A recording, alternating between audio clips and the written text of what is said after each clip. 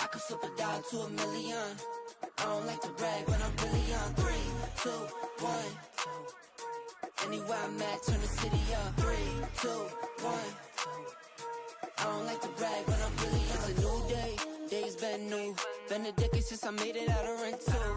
We some owners, baby, we don't got no rent due. Might trick, but my wife, you like to trick too. Merry Christmas, hey, Saint Nick. What we want, get, we on wait list.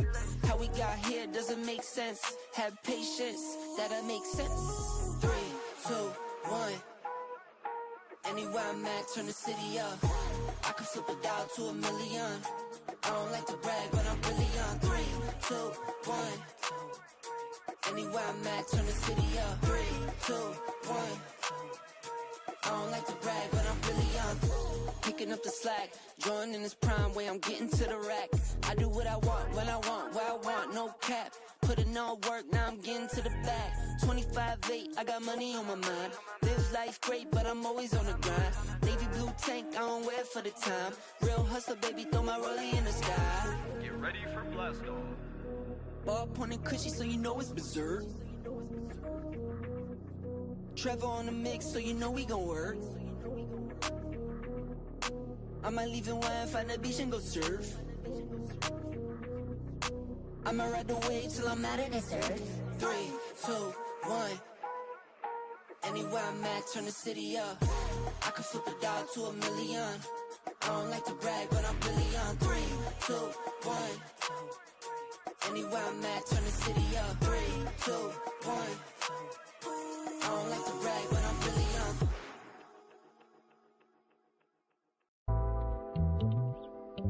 Raised by the rain, saved by the pain, ain't but a thing. Somebody says I'm gon' need something else to burn. Daddy and I got nowhere to turn. I'm about to be jumping the sun. I'm not in the mix, but don't act like you ain't heard. I passed to you word.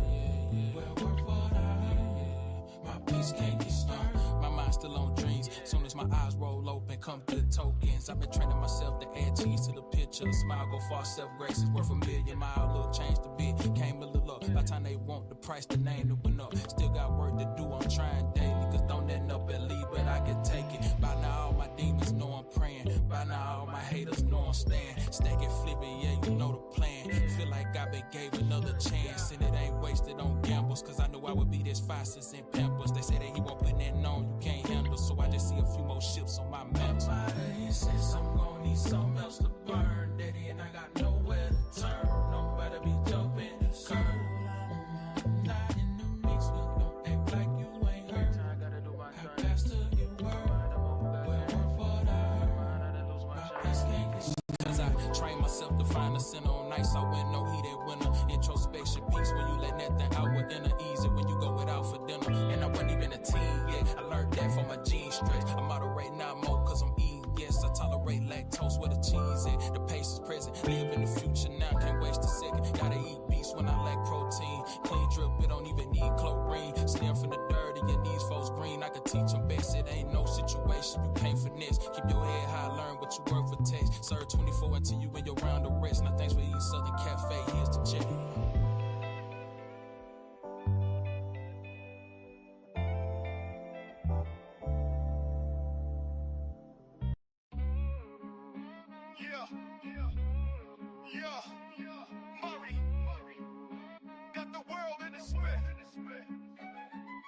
Blades in my hand, got the world in a spin. Javon's knife flicks, let the show begin. Every move sharp like the edge I hold. Stories untold, sharper than gold. Flick life, twist life, every frame tight. Knives on the screen, cutting through the night. Subscribers piling up like stacks on stacks. Javon's in the zone, ain't no turning back. Clicks and views, yeah, they fly like sparks. Knives in the dark, carving out my mark. From ballad songs, flipping to the sickest tricks. Juvan's knife flicks where legends are lit. Every video's fresh like a polished blade. Precision and grind, that's how dreams get paid. Cutting through limits, breaking the streak. Juvan on the rise, every fan's heartbeat. From tutorials fire to unboxings insane. Content so slick, you won't leave the lane. Blood, sweat, crips stealing every flick. And Juvan's world sharp is the only pick. Flick life, twist life, every frame tight. Knives on the screen, cutting through the night. Subscribers piling up like stacks.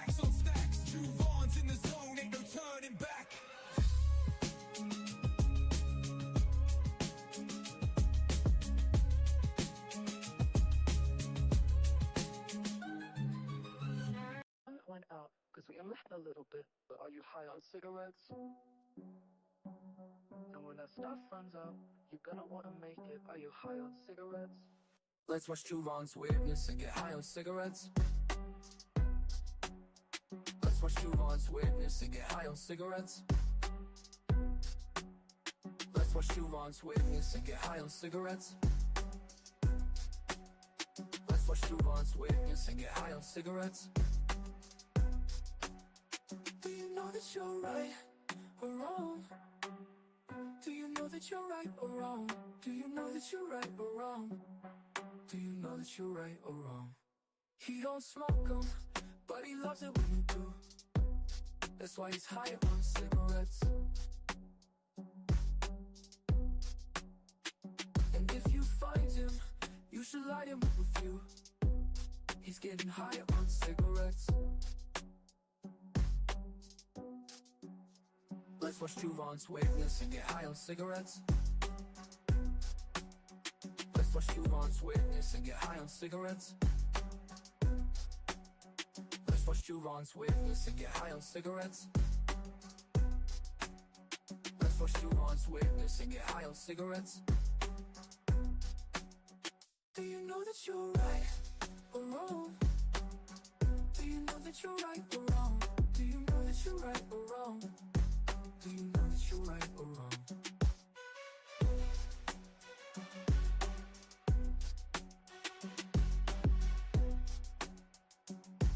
Do you know that you're right or wrong?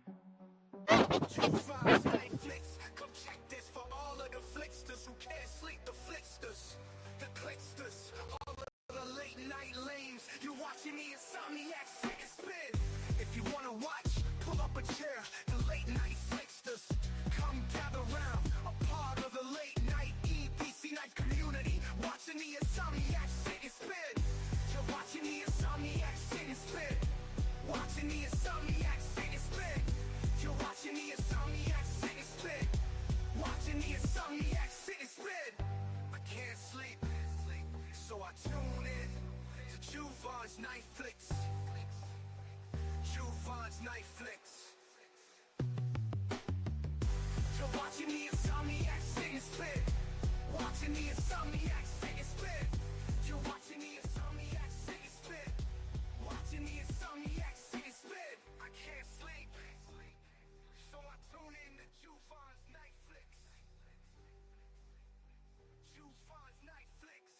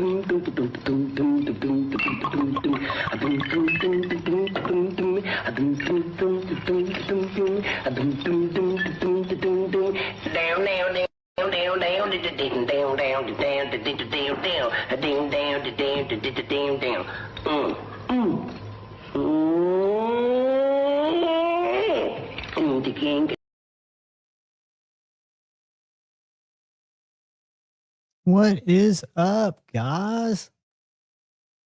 Can you see me? Can you hear me? Sorry for Tippy sitting on the knives, but that's just what cats do, whatever they want to. But good to see everybody. Happy Friday Night Flicks. But it's not Friday. It's Tuesday. So it's Insomniac Sit and Spin. See, that's what early Alzheimer's will do to you. And not working. You kind of lose track of the days. But no, it's Insomniacs Sit and Spin, where we hang out till early hours of the morning, as long as you guys want to, and we chat about knives. And we talk about what's going on in each other's lives. What is going on, El Cap Addict? Brother El Cap Addict. We got Brother Fed Harrison, channel member in the house. Good to see you, Fed. We got Jesse's in the house. Good to see you, Jesse. I try to gauge this on Tri-States Live, and if he goes off early, I try to start a little early because I know it's late. So anyway, that's why I jumped in here early. But I won't say anything important all night, but at least until 10:15. What's going on? Paul Mills, channel member, my brother from another mother. Good to see you, buddy. And right beside him is my other brother, Richard Hopkins, channel member. Huge contributor to the show, too. Love both of you guys. And we've got Mrs. Kathleen Smith, channel member. Good to see you, young lady. Welcome, welcome, welcome. We've got Lucky Dog Knife Company. Brother Andrew is in the house. Good to see you, man. Welcome, welcome, welcome. And we have got, who else slipped in here early? If I missed you, I didn't mean to. I think I said hey to Henry, but hey again. We got Minda Milton in the house. What's up, Minda Milton? Good to see you. I got something new in my pocket to show you guys. Who else we got in here? Minda Milton, Tippy. Don't knock over my coffee. So, and that's the cat, my cat Tippy, who's going to tear shit up.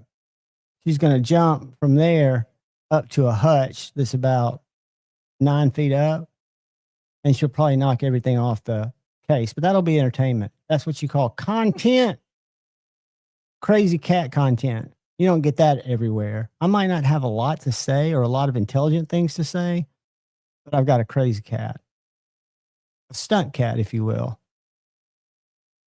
Speaking of cats, so I've got Tippy, my cat, who will every now and then bring me a chipmunk or a bird or something, and she leaves it on the doormat.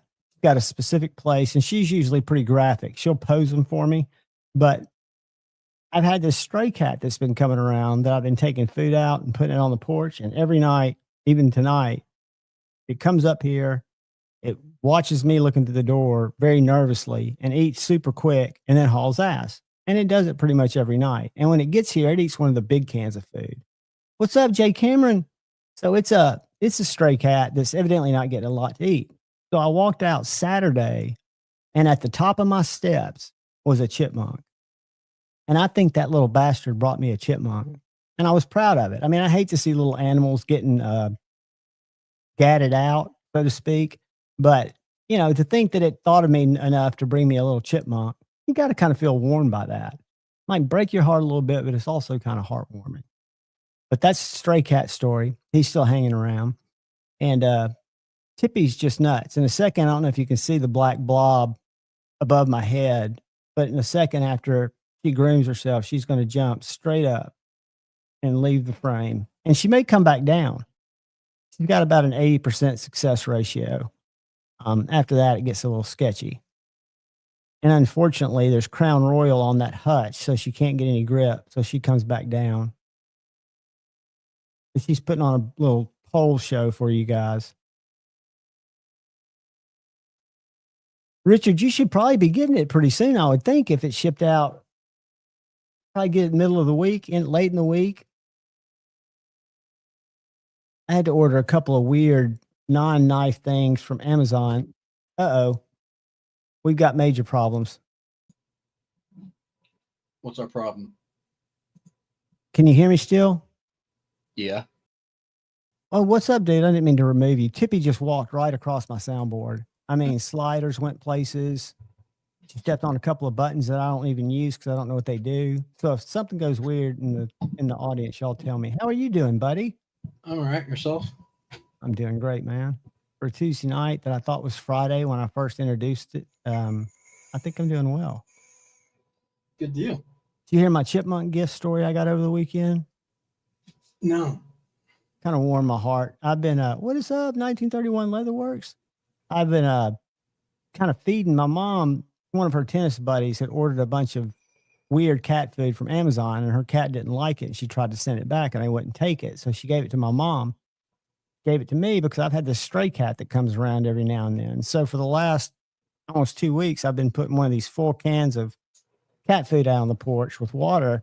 And about 9 o'clock, this cat comes up and like watches me through the door I walk out the door, she scrams, totally feral, but eats the whole thing, right? So it's evidently coming by and getting most of its food from me. So every night about the same time it stops by. Well, Saturday morning, I was saying when Tippy kills something for me, like a bird or a chipmunk, she always puts it on the doormat. I mean, that's her MO. And she usually strategically poses it, kind of like a horror movie. But I got up Saturday morning and went out, and right there at the top of my stairs on the front porch was a chipmunk for me. And I think my stray cat brought it to me. I was pretty stoked. I kind of felt bad for the chipmunk, but at the same time, I felt it was kind of nice to have somebody do something nice for you. Circle of life. It is absolutely the circle of life. I talked to Brother Shane today. I sent him a link, but I don't know if he'll be able to join us or not. He called me earlier, and I tried calling him back twice, and he hasn't answered. So, well, he was at the shop. He was at the shop when I talked to him. Did you see the video of the fret, the revised fret? Yeah. I think it looks great, dude. I'm so stoked to see that little knife.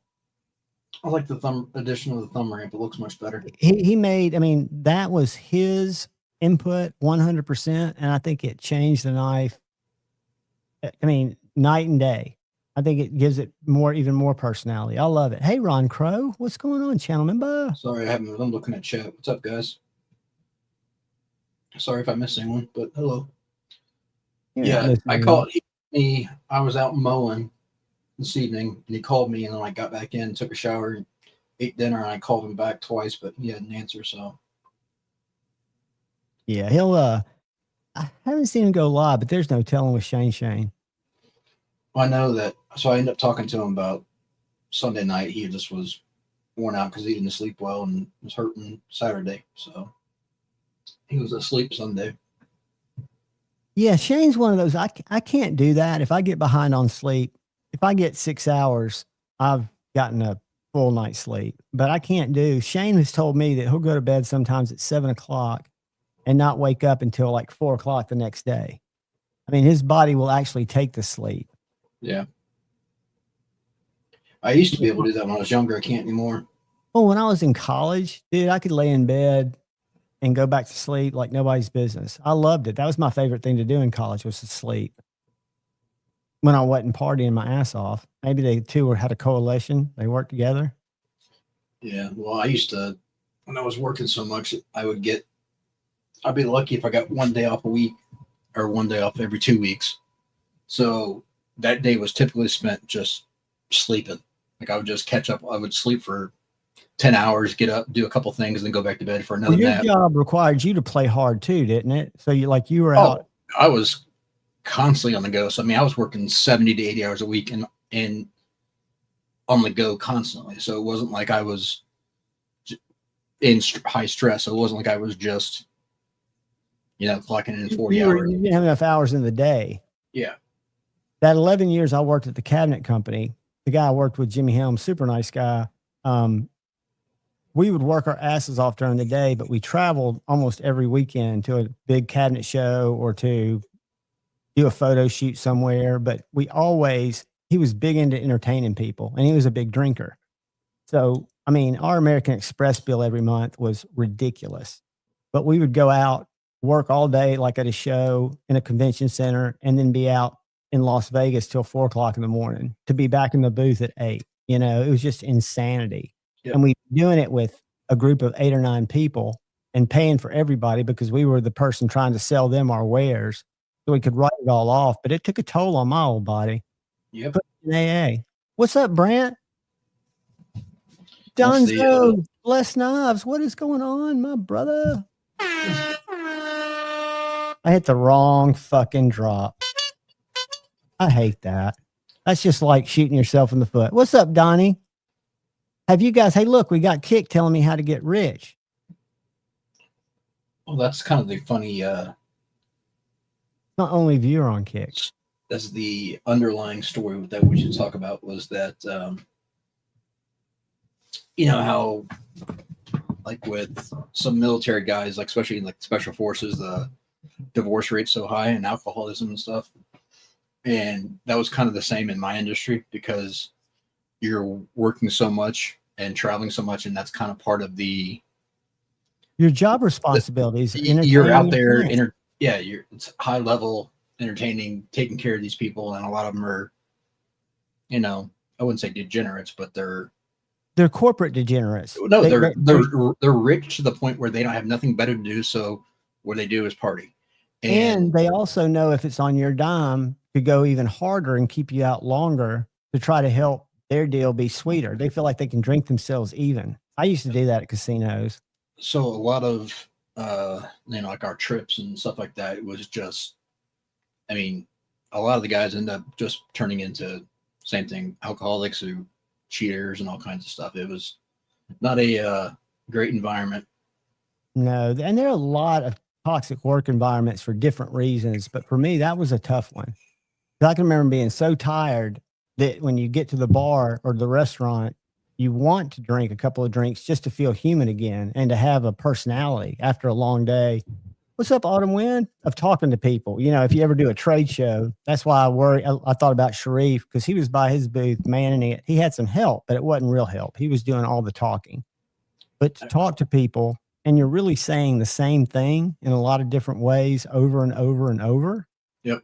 And you're standing on your feet on that hard concrete. It will just somehow, something about it zaps you. It's like being stump slung, where they, in the old days, would shoot a squirrel and they'd whack it against a tree to get its guts out instead of cleaning it. You feel like you've just been stump slung, and then you've got to go do it again, usually for 2 more days. Yeah, trade shows are no deal.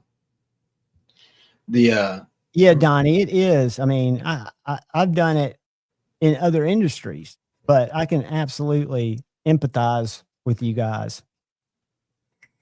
Even if you sit most of the time, it's just the constant engagement with people. That some of them are good people, some of them are looky-loo, some are people trying to sell you something or a service. It's just it just gets maddening. But again, I was drinking at the time. So like they do at Blade Show, they've got little bars set up around the venue. So when we'd come in to set up in the mornings, which you got like an hour before the show opens just to clean up your booth or get it ready the way you want it, we'd go straight to the Bloody Mary bar, and I'd have 2 Bloody Marys before the doors ever opened. I remember my first boss as a kid when I was caddying, and I ended up there for quite a few years, but he was always jovial, but you would always see him with a glass of white styrofoam glass with water in it, and just all day long. We're like, never changes. His mood is always the same, whatever else. Well, like, come to find out, like 3 or 4 years later, someone finally, because he ended up getting in trouble, but he would just walk around drinking vodka all day. From the time he got there in the morning till evening, he'd just sipping vodka all freaking day. That's, it's scary when you see people at that level. That weird stuff I watch, that Dabbleverse, like grown people that pick on each other's podcast stuff I watch, that drama shit. Well, this one guy who went by Ski Mask, he always wore a pink ski mask, and he was 30 years old.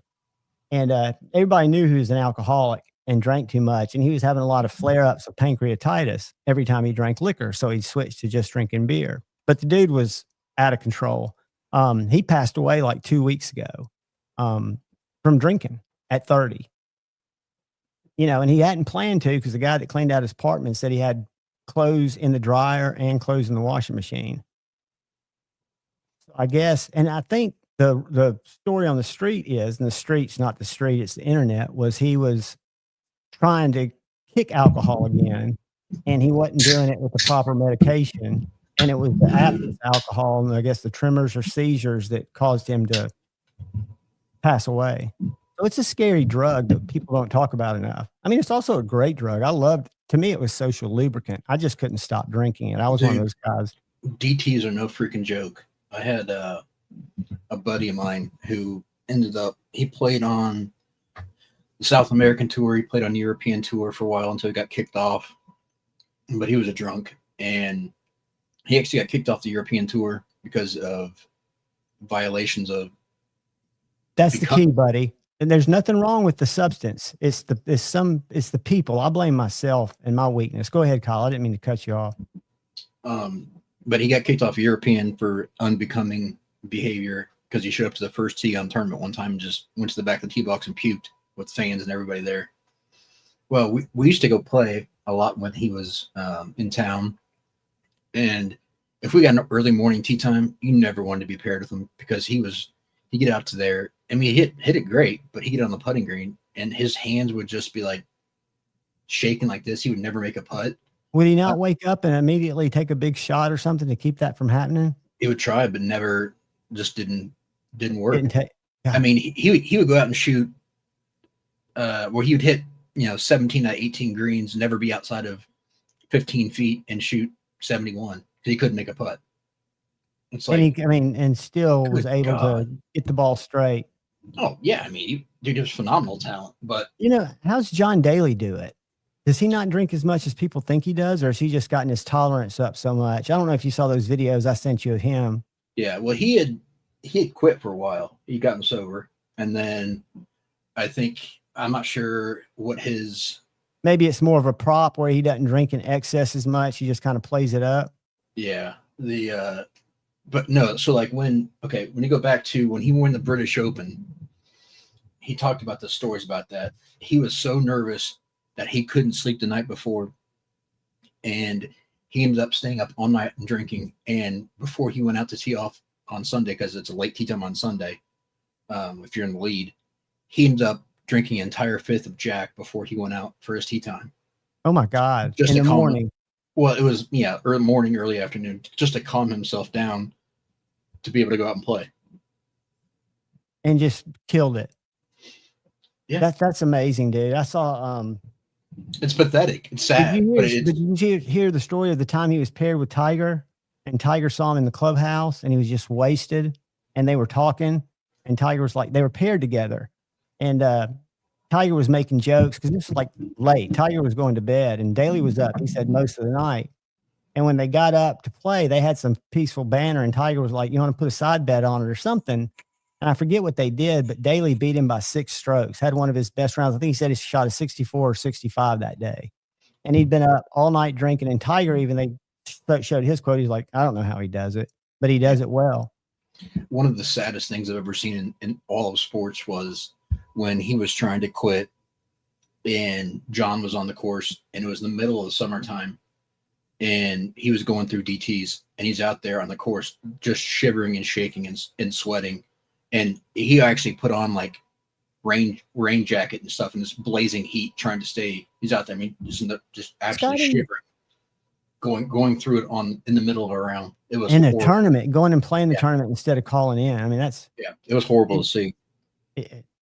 That is horrible. I saw a video today, and then I'm going to share one of you think you're having a bad day, and I don't know what tournament it was, but it showed Tiger Woods on a par 3 shooting a 10. And I forget which tournament it was, but he started off hitting it in the water, short par 3. Then he hit it, bounced on the green, went in the water. Huh? 12 at Augusta? Probably. That might have been it. Joe Isabella's been a member for 27 freaking months. Dude. It's either 12 at Augusta or 17 at Sawgrass. Well, it was one of the two because he chipped it the first time out of the bunker once he got in the bunker, and he knocked it back in the water. He missed his putt. He had at Augusta. Yeah, that's probably what it was. I thought the story was going to show him come back and do something great, but it wasn't. It just ended with "Don't give up," kind of messaging. This is for Joe Isabella.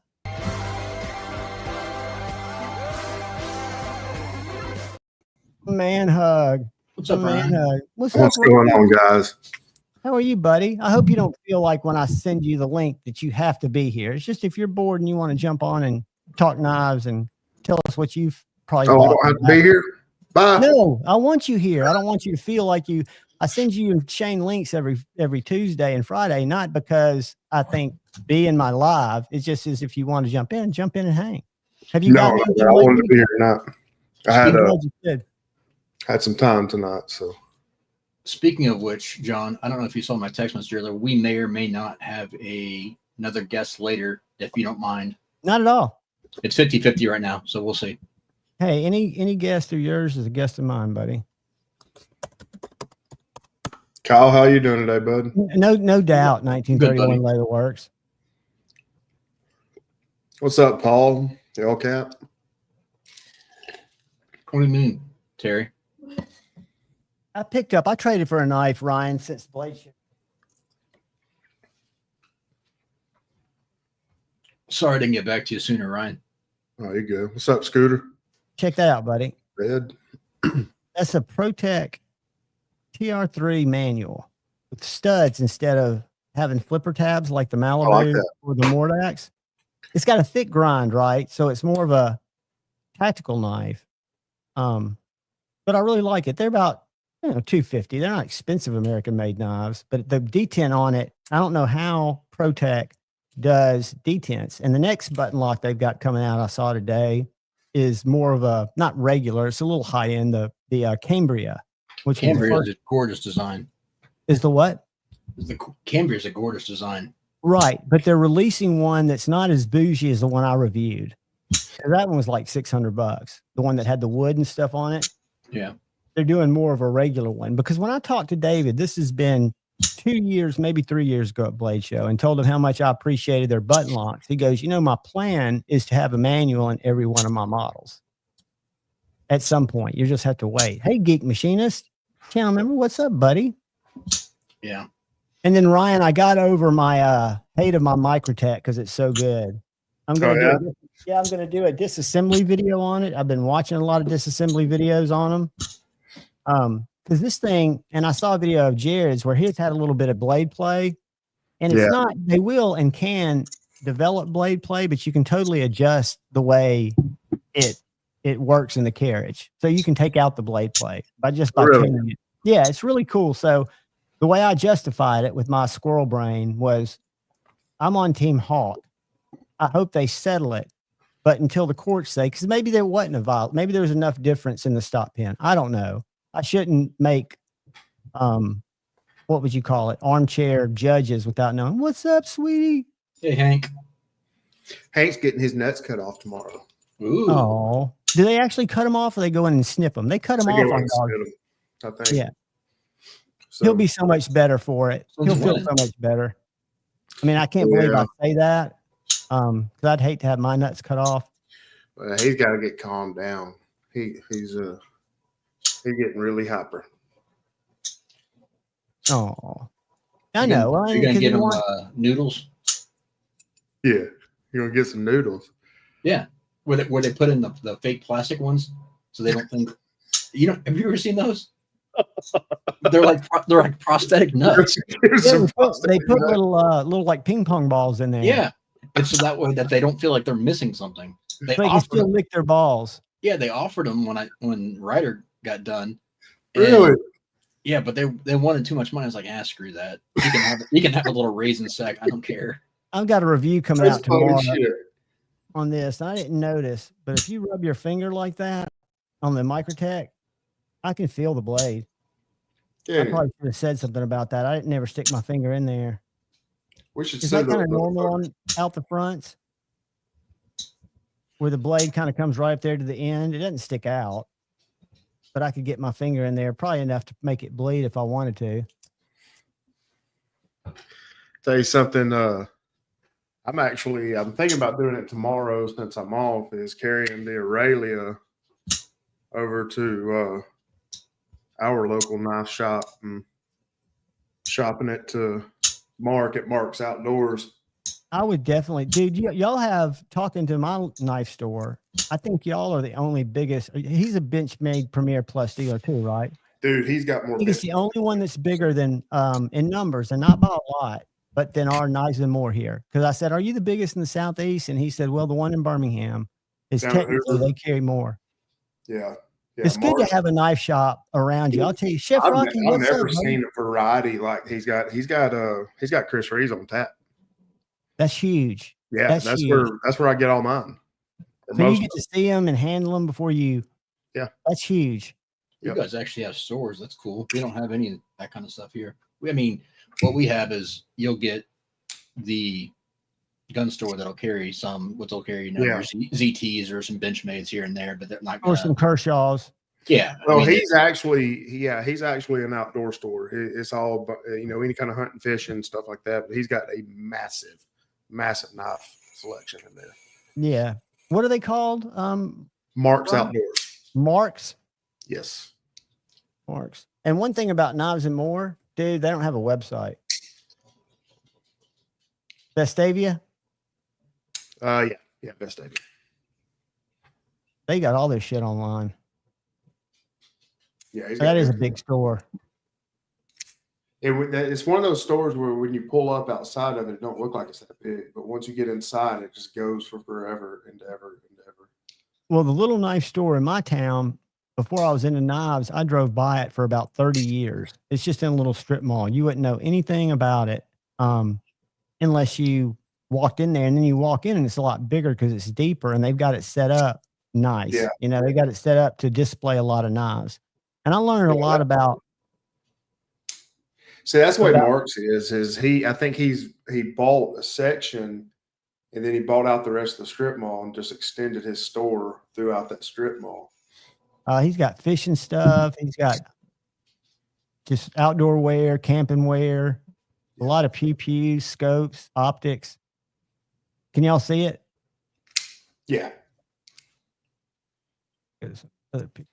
We got some outdoor That was shit. Chris Reeves. Holy shit. Dude, I'm telling you. Dude, look at that.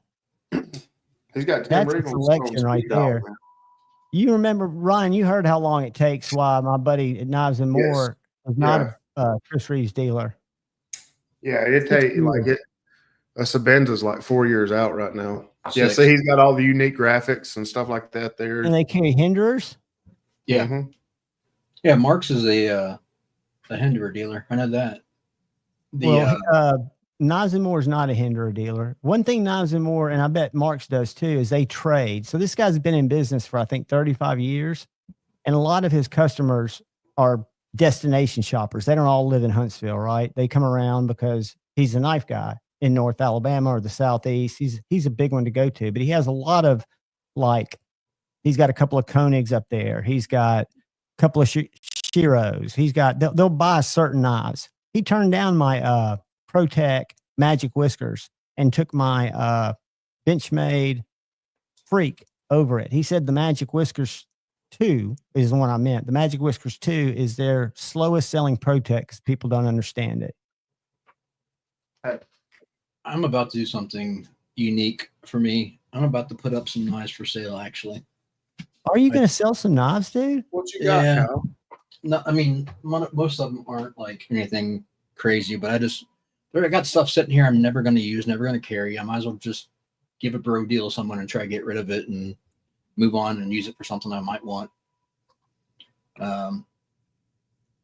That's respectable. I mean, I've now that I found Knives and More, I will part with knives that I normally wouldn't part with if I'm trading for something. The problem is I'm running out of knives up there that I really want, unless they're used. I'm not a huge Benchmade fan.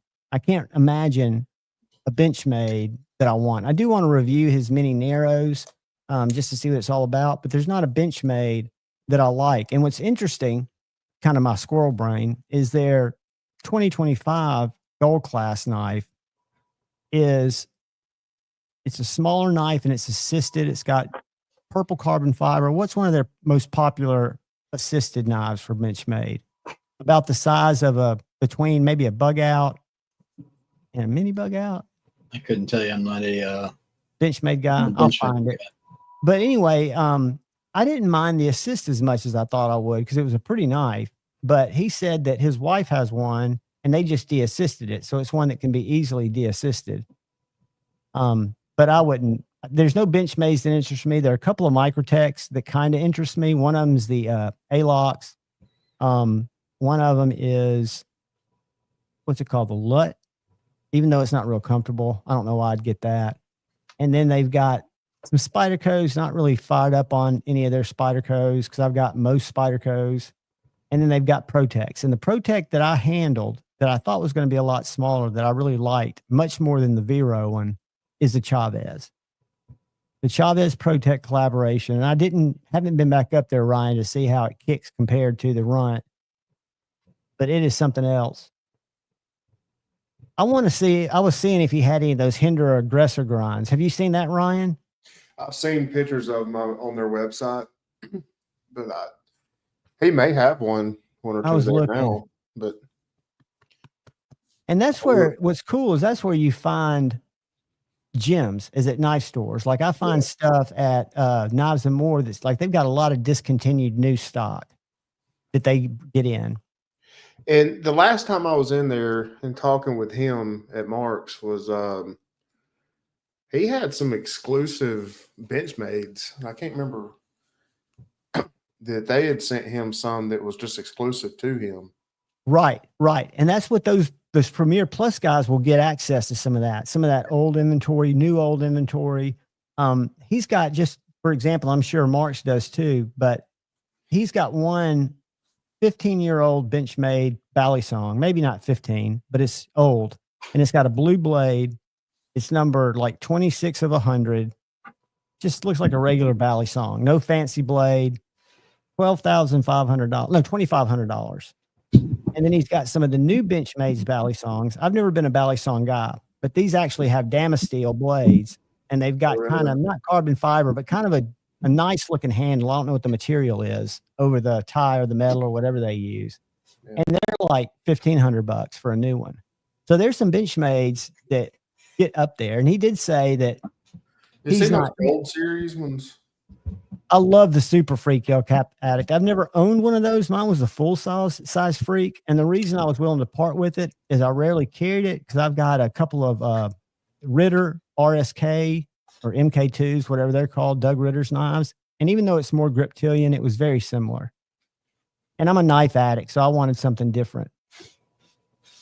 I really wanted that Protec.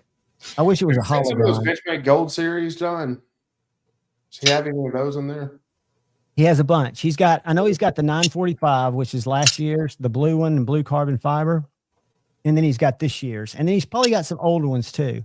Dude, so what are the editions, or is that all they are?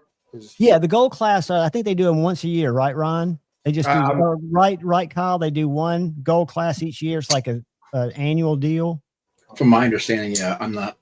Yeah, I think that's the way it works. So they just do one model, or they do a gold class of each model every year? No, just a gold class knife. I think there's just one gold class, and I could be wrong. But yeah, I believe it's one model.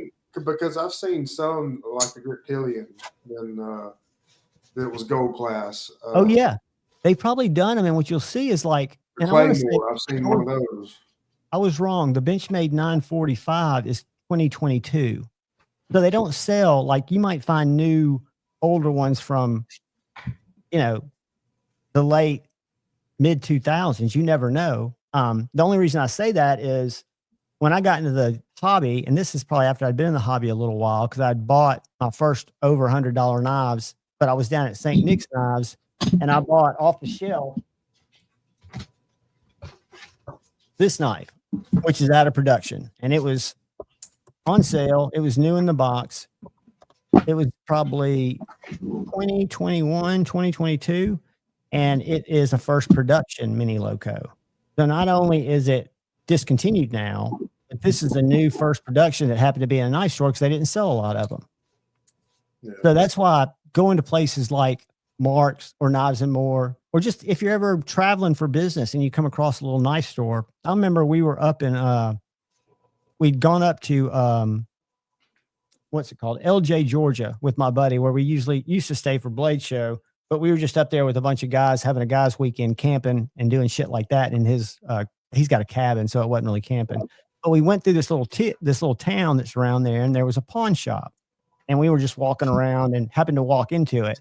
And he found Blade HQ Benchmade Paramilitary 2 Tonto, that M4 natural scales exclusive. He bought it for $150.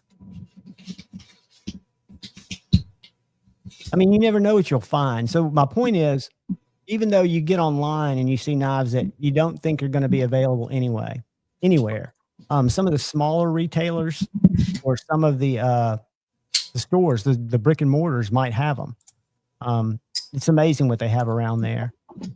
And then I've traded for one of his older knives that he'd gotten back in from a customer. And what's interesting about most of his customers that trade with him is they're probably guys like us, where their knives spend 95% of the time in a case. Yeah. And they have it for 10 years. They take it back up there and trade it with him. And so he's got just like new in box, from somebody that he's sold and traded hundreds of knives with. And if you're into slip joints, that place will blow your mind. Oh, I mean, his biggest part of his business is going out. You said it's up there in LJ? Huh? You said it's up there in LJ? No, that was just the pawn shop. That was my store brain jumping to going anywhere that has knives. You never know what you'll find. This is still Knives and More. So Knives and More, main, I guess, source of income is he goes out and he'll buy estate knives from collectors that pass away. Usually people that he's been trading with, that he'll tell them, if anything ever happens, know that I'll be, tell your family that I'd be somebody that'd be, and they trust John. They know he's not going to try to lowball the knives. Yeah. But he's got one case, Ryan, that it's probably maybe 8 feet long, glass case. And it's got case knives, only case knives from 1929 to 1969, like new in box, that have come from estate sales with boxes. And they range anywhere from $150 to $550. And usually it's because of handle material. But they also carry all your regular cases. So some case knives are done really well. And that's why when you order them online, there's nobody really going to pick out you a good one. But if you go into a store and you want a good slip joint side buster, you try the 5 or 6 that they've got and you pick out the one that you like the best. Another advantage of going into a brick and mortar. And the cool thing about Knives and More is they're no more expensive, even though they have to, do brick and mortar stuff. They're not more expensive than Blade HQ. They'll match most prices. Yeah. Yeah. Dealing with an individual face to face is always better. Well, it is. And I've really, I've gotten to know, like sometimes I'll even pay more to have that experience. Yeah. And what I've noticed is if I pay more than I'd planned on paying, I don't feel like I've been taken because I know them both. The young guy that I thought just worked there, but it turns out he bought 20% of it when St. Nick's left Huntsville, the other knife store I was talking about. He actually hung out with us at Blade Show because the guy he was with went to some heavy metal concert Saturday night. So he hung out with us Saturday night. Really nice guy, a little bit different, a little socially awkward, but just very knife knowledge guy. He and Justin OCD for EDC met and I had the mistake of, I said, yeah, Tate is really into Spyderco's too, Justin. And I said, Tate, Justin's a Spyderco collector member. And then they were just off to the races, bringing out old, weird looking Spydercos. I mean, I actually got nauseous at one of them because Spydercos can be just hideous. The knife doctor, he'd probably plot if he visited the spot.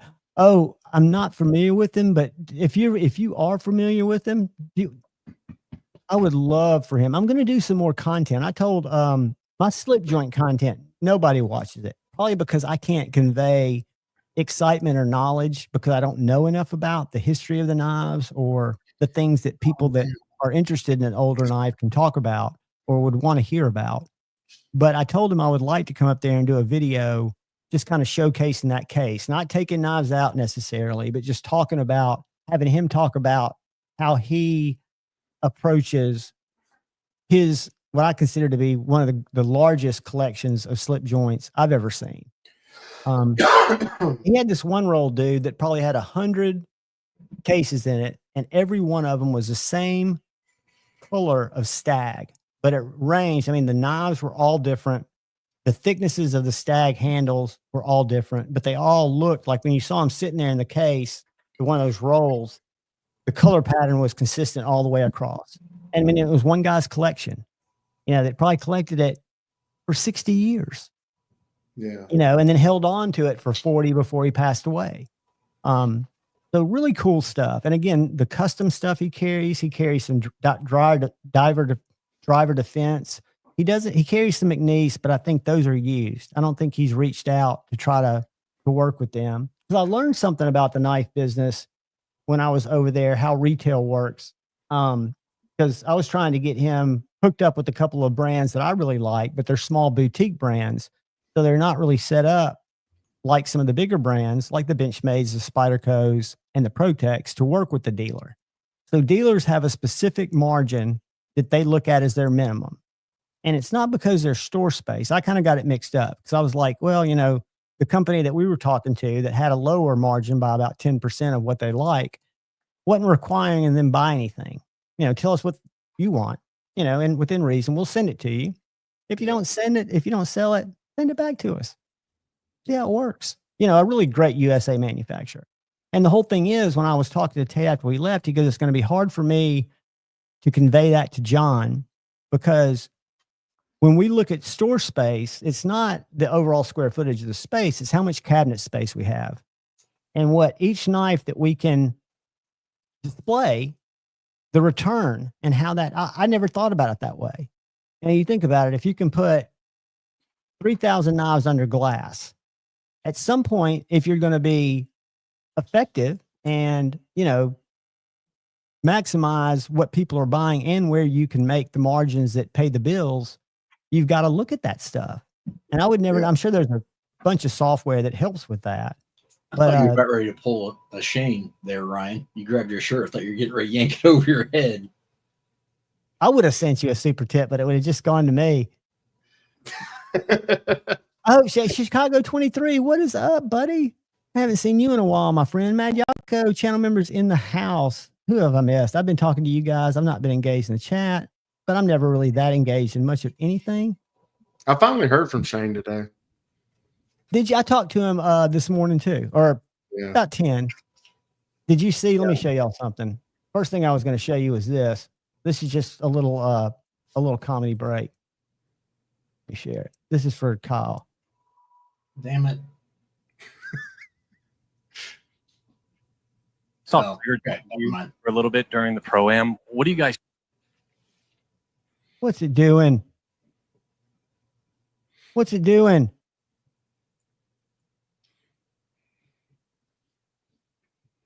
All right, it's fucking with me. I'm not gonna put you through it, Kyle. You dodged the bullet. That one's okay. I don't mind those. That's better than dude. Those are the ones that have been flooding my feed lately. That, and I don't know if I've sent you any. I know Shane really likes it. The Theo Vaughn. What's up, Stevie? Yeah, there's those. There's the gorilla ones. There's a bunch of those AI ones coming out now. Dude, they're so good. Stevie, dude, he wants to see the nips, Ryan. Ryan, I don't know if he signs up for it, but Stevie, that gets you a huge man hug, brother.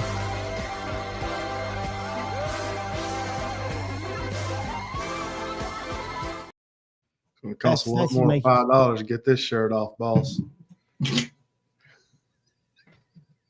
Hey, if I knew it was a thing, no, I don't think I'm afraid I'd draw too much attention to myself with my little Banny Rooster bulges. Oh, I saw you these right here, Stevie. Jesus. That is a sweet, sweet baby. I want to show y'all something that I saw the other day that I sent to my mom, and y'all tell me. Yeah, show him off, man. He's gonna lose him tomorrow. The fact you just grabbed him, though. But he's that kind of dog, though. I mean, he's laid back as he can be. I thought you had it full on cupped and were just showing the backs of them. That's what I was like, wow. I wish I knew how to make these pictures bigger. So tell me if y'all can see this picture and if you can see what the caption says. Try not to read the caption. Try just look at the ass. See what it says? Look closely. Forgive me, but does anyone see Jesus? Y'all see it? I see it. That's the way, our vision of Jesus or whatever. I thought that was funny. I see weird shit like that, and I'm just like, oh my God. But anyway, what happens if you see weird shit like that and you pause on it? Like for my golf videos, I've stopped for some reason. I haven't played golf in over 10 years. I used to play quite a bit socially, not competitively, but I started watching like some John Daly content and some of those different baby content. And I've noticed my algorithm has totally shifted up. I mean, it's amazing. What's up, broke ass knife? Worst time to enter the stream ever. There's never a good time to enter my stream. I'm working on it. I've got a plan that's not actually put onto paper yet. So it's more like a delusion of grandeur where I'm going to up my production quality at some time this year. That is, get a regular camera and try to I'm not going to get ahead of myself and get tap edit and start doing edits and stuff, but I do want to make better quality videos. I owe it to you guys. And I wanted to have at least one of my weekly lives be a show. So where it's got a track record, or not a track record, agenda, a syllabus, if you will, if you go back to college days, where I know there are 6, 7 things I want to talk about with videos to look at and discuss that are knife related. The day you stay on track is the day hell freezes over.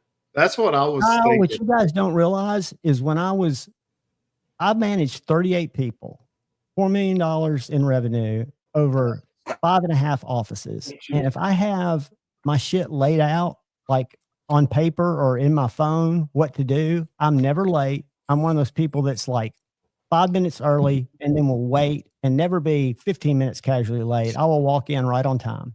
I'm OCD about that. But I can also run a day. If I'm left to my own devices, like self-employed, or I don't have, I work best where I've got everything consistent. Now, everything's going to change from a day-to-day basis, what you have to handle, but the way that I try to handle my tasks, I have it written down in front of me. I always have. Tippy, get off the fucking soundboard. No, don't come this way. Back off. Speaking of high quality production, Tippy, fuck off. Oh yeah, dude. She's been sitting under the. Oh, I don't. Here she goes. That's brutal. But I tell you what, one thing about cats too. A couple of funny things I saw. One was a bunch of cats. It was a meme that says you might like your dogs better, but we don't work with the cops. I thought that was funny. Y'all get it? You know, cats don't work with cops, but dogs do. It was like a group of really shady looking thug cats. They go, think what you will, but at least we don't work with the cops. Yeah, Like, we're not going to turn on you. And the other one was a black cat sitting in a pile of shredded toilet paper and says, you know, the difference in dog and cats is when your dog fucks up, they feel really terrible about it. When your cat fucks up, he feels like you did something wrong. Yeah, I'll take dogs over cats any day of the week. I love my dog, Ashley, well, I've had several, but my most recent dog, Ashley, lived to be like 15. She was awesome. But she's the reason Tippy was a feral kitten when we got her. I was still married at the time. But Ashley, that German Shepherd, raised her. So when she first came out of the laundry room after 2 weeks of quarantine, she would only eat dog food out of Ashley's bowl. They were BFFs. Cats are cool. They're cool because they do their own thing. And what I find fascinating, like when she walked across the soundboard, she didn't touch anything. I mean, they can walk. They're like me, kind of on a skateboard. They've got that gyroscope going. I think that needs to be part of one of your shows. You on a skateboard. Dude, I've got a bunch of shorts of me skating with a knife, opening it and closing it. And then I'll always put my camera down. So the last part of the shots, the back's like a view from the back of my board rolling.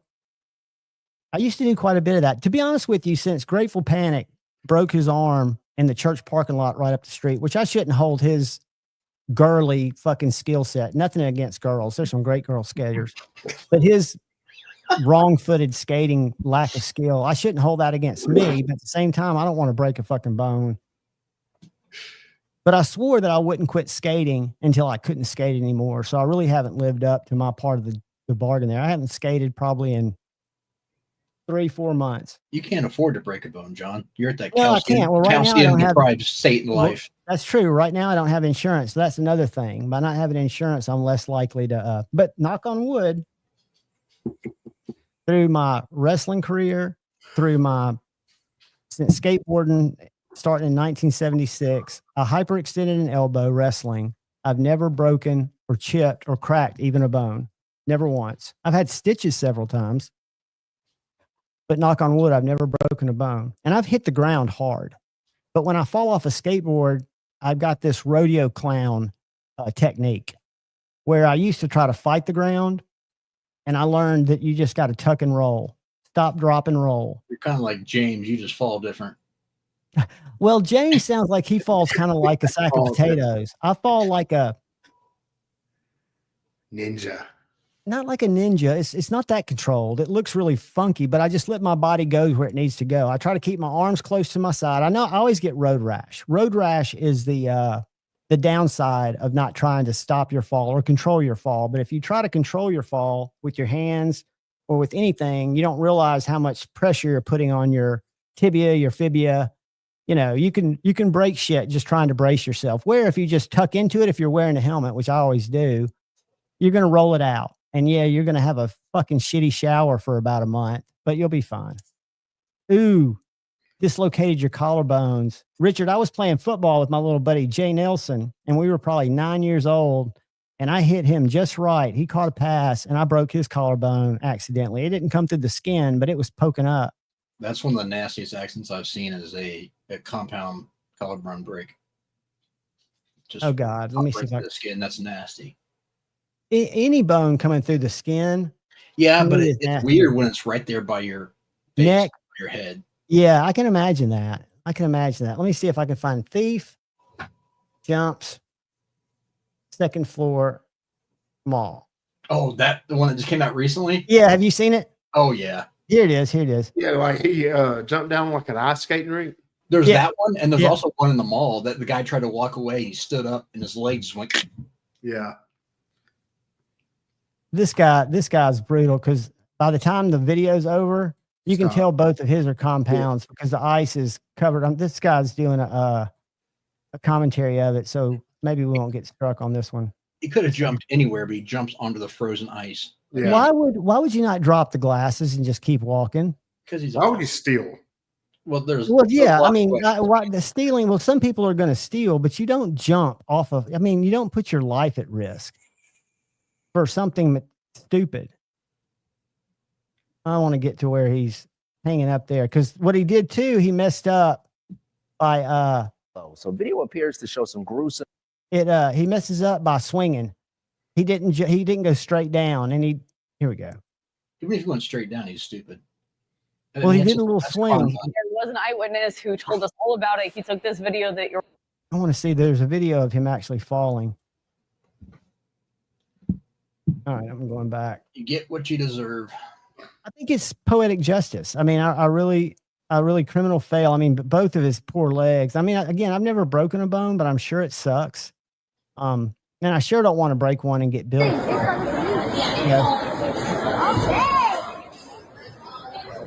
I'm sure you guys are wondering how this didn't show it, but he was getting ready to jump. So here he goes. Can y'all see him over on the left? Shades. Yep. I ain't gonna keep telling them. He was live streaming. Stop playing with me. Damn, feel me? A few moments later. Here we go. So here he is, right here. I don't know if you can see my mouse, but he's running and he's about to hang down here, and this is where the shit happens. He's gonna jump. That's 2 stories. Okay, so he's this hanging is a right skating there. rink right here. Oh yeah, we got a new show for y'all. Got a damn good show. But before we get to today's video, don't forget, got a new giveaway. Turbo Cummins Turbo Diesel. See, that should have paid 10,000 promotion But at on the it. end of the day, you also entered to win our new giveaway, which is the F250, 10,000 cash with the camper. We don't Go care. to my website, officialhorsetwins.com. I'm making your Anything you content buy on the site goes transformative. automatically. Show the guy fall. Yeah, that's crazy. Over some glasses? Well, these some nice shades. And he's sub-Saharan, so this is all worth it. And he left the glass. With me. It popped off his head. Feel me? A few moments later. He's running, hanging, swings.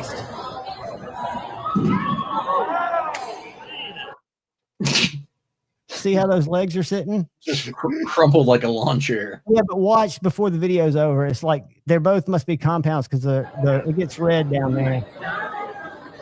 You know what's crazy? It's so instant, you don't feel nothing. Everything's snapped up. His ankle came off. Oh my God! Dude, come over He said his ankle came off. Yeah, I guess he didn't realize that was a skating rink. I mean, you're not just gonna do that. Man. I've seen these guys before. I don't know who they are, but they're pretty funny. Twins. That is low IQ. So watch, you're about to start seeing some blood. It looked like his foot came off. You know, his legs like 2 inverse parentheses. I see like a comedy show. It was like a comedy sketch, and the guy jumped and did when they showed him when he landed, his legs was all broken. I forget what show it was. Right. That's You know what's crazy? The dude is. He don't feel anything. He don't feel anything. You see what he's doing, right? What's going on right here? He's getting on his I phone. don't think he'll be able to walk right again. Yeah, you gonna put some nails, cane. I like right He's before gonna that need a happened, he cane. was saying, "Stop playing with me." Oh yeah, he was Playing talking to with me, me. wasn't he? Until, Yeah, you know, he was talking until they crap. really He was get to talking know crap. us. Stop So playing you're not with one of me. them. Okay. Right. And live Yeah, I streaming know. is It's crime, which a true. lot of people do. So What he's the trying to hell? call somebody to help break it out of him. Bro, trip. The longer he lays there, the Kept- more blood this gathers is around Houston. him. The Galleria Mall. Crime is through the roof. Bro, balls. I only got time to listen to these guys talk. Escape plan. Hey, bro, Running some sub-Saharan, doing something in a sub-Saharan neighborhood. Fail. This dumbass jumped from the second or third floor in the Galleria to the ice, running from the law. You said there's another put one, an F- Kyle? There was another guy in a mall that jumped to the Like bottom just floor. the second floor, right? Yeah. That was like last month. I remember seeing that. But I guess, those are probably 10 feet ceilings in a mall, or probably higher than that. If you hang and if it's not ice, maybe you could I can jump pretty high. I used to jump off of a roof. I don't know how high that is. But I was a kid. I didn't have brittle bones at the time. Why watch people break what, Jesse? It was part of the news. Yeah, it was news, dude. And it was watching dumb criminals. Thievery doesn't pay. El Cap, I agree. They have their moments for sure, but they have definitely gone off the deep end recently. Hey, I showed you guys the other day that DLT Trading Company is having their 15 Days of Blade show. Have any of y'all been following that? They sold those Demcos fast. They had a Demco XL and a couple of other American-made machine ground Demcos. They sold out quick. And today they'll announce what tomorrow's is in an hour. So we'll look at it together. But this is what they had today. Some special McNeese. So these knives are knives that they went to Blade Show and acquired. They got a Tanto McNeese in stock with a micarta inlay. They still got a couple of McNeeses, 1, 2, 3, 4, 5. But each day, I mean, if you guys just like look at the knives, because like I say, I'm not buying anything now, but I am curious to see what 15 knives they feature from Blade Show. And these were nice. Let's see if it shows the ones they had, because that XL is ridiculous. I know Metal Complex was getting one of these, $850, and it's 9.5 inches with a 4-inch blade. Seems a little rich, but they're good knives. It's one I don't own, but I've reviewed one. My buddy has a regular size USA made tie, one of the regular, just a clip point and full tie. They feel a lot different than the 20.5s. I mean, it's a much bigger, beefier knife, but they'll have cool stuff the next few days. And if you want a McNeese too, they've got a few in stock. See what else they got new. And if you see anything in the chat, because I can't see it.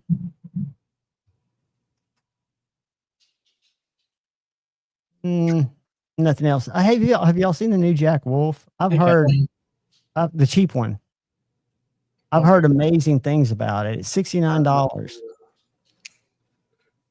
Let me find it. Good for them. Yeah, I mean it's.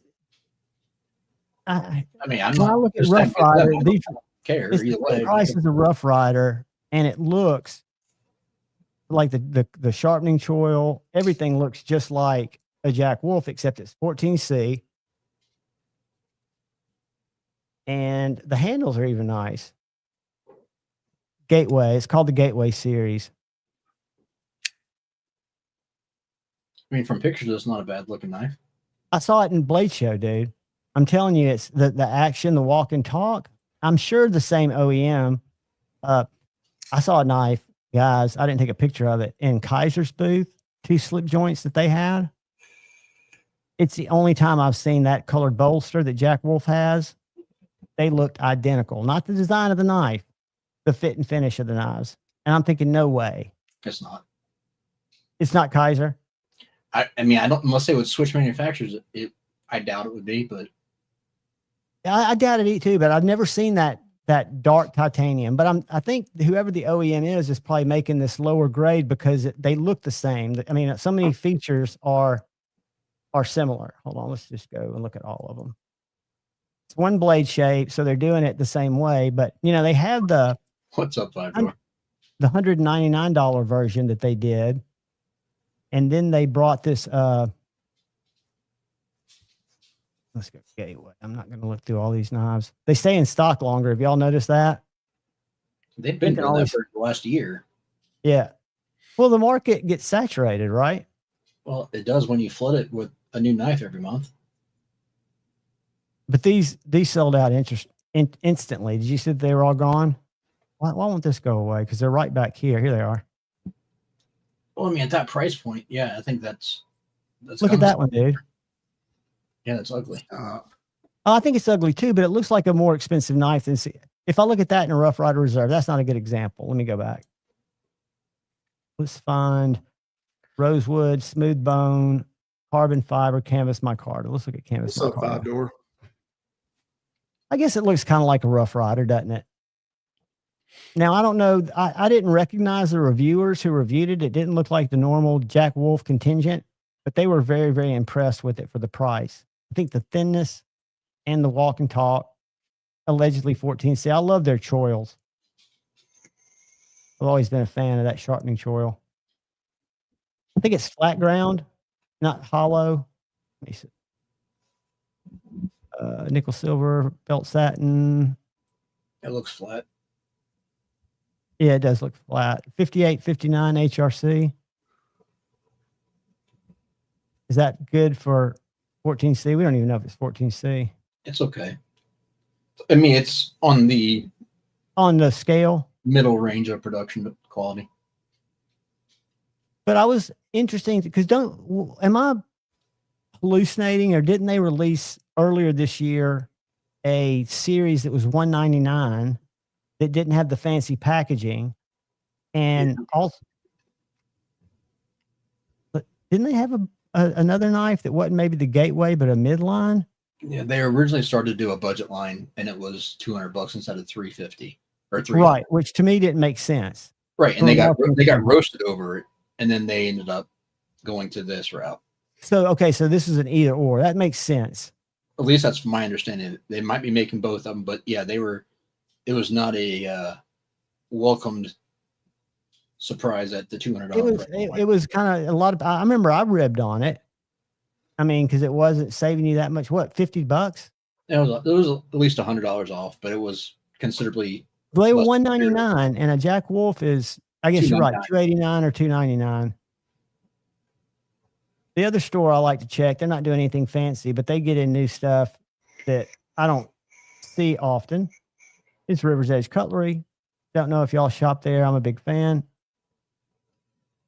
I can even show you. I can log in and show you how much shit I bought there. We don't need all that. No, I'm just. I mean, I'm honest about when I say I buy shit from places that I promote. Thousands of dollars. Bought a Hinderer there. Bought a Malibu there. It's crazy the shit I bought. Shit I didn't need, like this pouch. That I didn't need because it doesn't even have a picture. An Olight, a battery holder. I mean, that's somebody that's got a job and no sense. My first fixed angle system, Kyle. Yeah. See it? I see it. My work sharp. So I'm a big fan of River's Edge Cutlery. I got my Liang Ma. I think that was my cuff there. But they carry, and they ship the same day usually. These little snot otters look neat, but they're expensive as shit. Not expensive as shit. They're $300 for a little bitty knife, which I shouldn't say anything because that's about how much mine's going to be. But this is made by machines. But they're USA made, I think, aren't they? Hellbenders. Never heard of them. I have, but I don't remember I'm not why. a fixed blade guy, so S90V. That's not a great fixed blade. Well, for a little EDC fixed blade, I guess it'll be fine. USA G10, 6.6 inches. Great size for me. I know that's too small for a lot of you guys. But my biggest chore is an Amazon box or a bag of cat food. Where are my new knives? What happened? What happened? What happened? Flock of Cheetos, yes, I am. Oh, check that out. That's some Eclipses. That's the one I thought you'd like, Ryan. I do like that. How do you like your Jurassic? Are you carrying it much? I carried it day before yesterday. I like it. It's Good. a little bit heavy in the pocket, but it's not too bad. It's a little heavy, but if you get used to, you've got a couple of beefy knives. Yes, I mean, I would think I'm getting used to the heavier knives, so I really didn't mind it though. It like after the first hour or two, I forgot it was there, so I got used to it. Obviously, I've got to show y'all what's in my pocket, but this is something else they've started. I got my new clip flip in. Let me see. Where'd you get that? That's from Lancelot. Lancelot. Did you form it or did he wet form that? I formed it. How'd you form it? Just put it in there and I put it in there, then soaked it in water, and then just pinched it. yeah. Looks great, dude. Those are back in stock, by the way, or they were today. He made a post. Yeah, I love them. That's exactly what they were. The Steel series. I've never seen one. Now, we saw one at Blade Show. Shane will tell you about it. This guy that had a sheath, these leather sheaths that he wet formed and then he heat treated them. I know that sounds crazy, but he'd heat them to a certain temperature to cure them.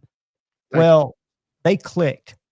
It was a leather sheath that the little part of leather he had that came up would click in. It had such retention.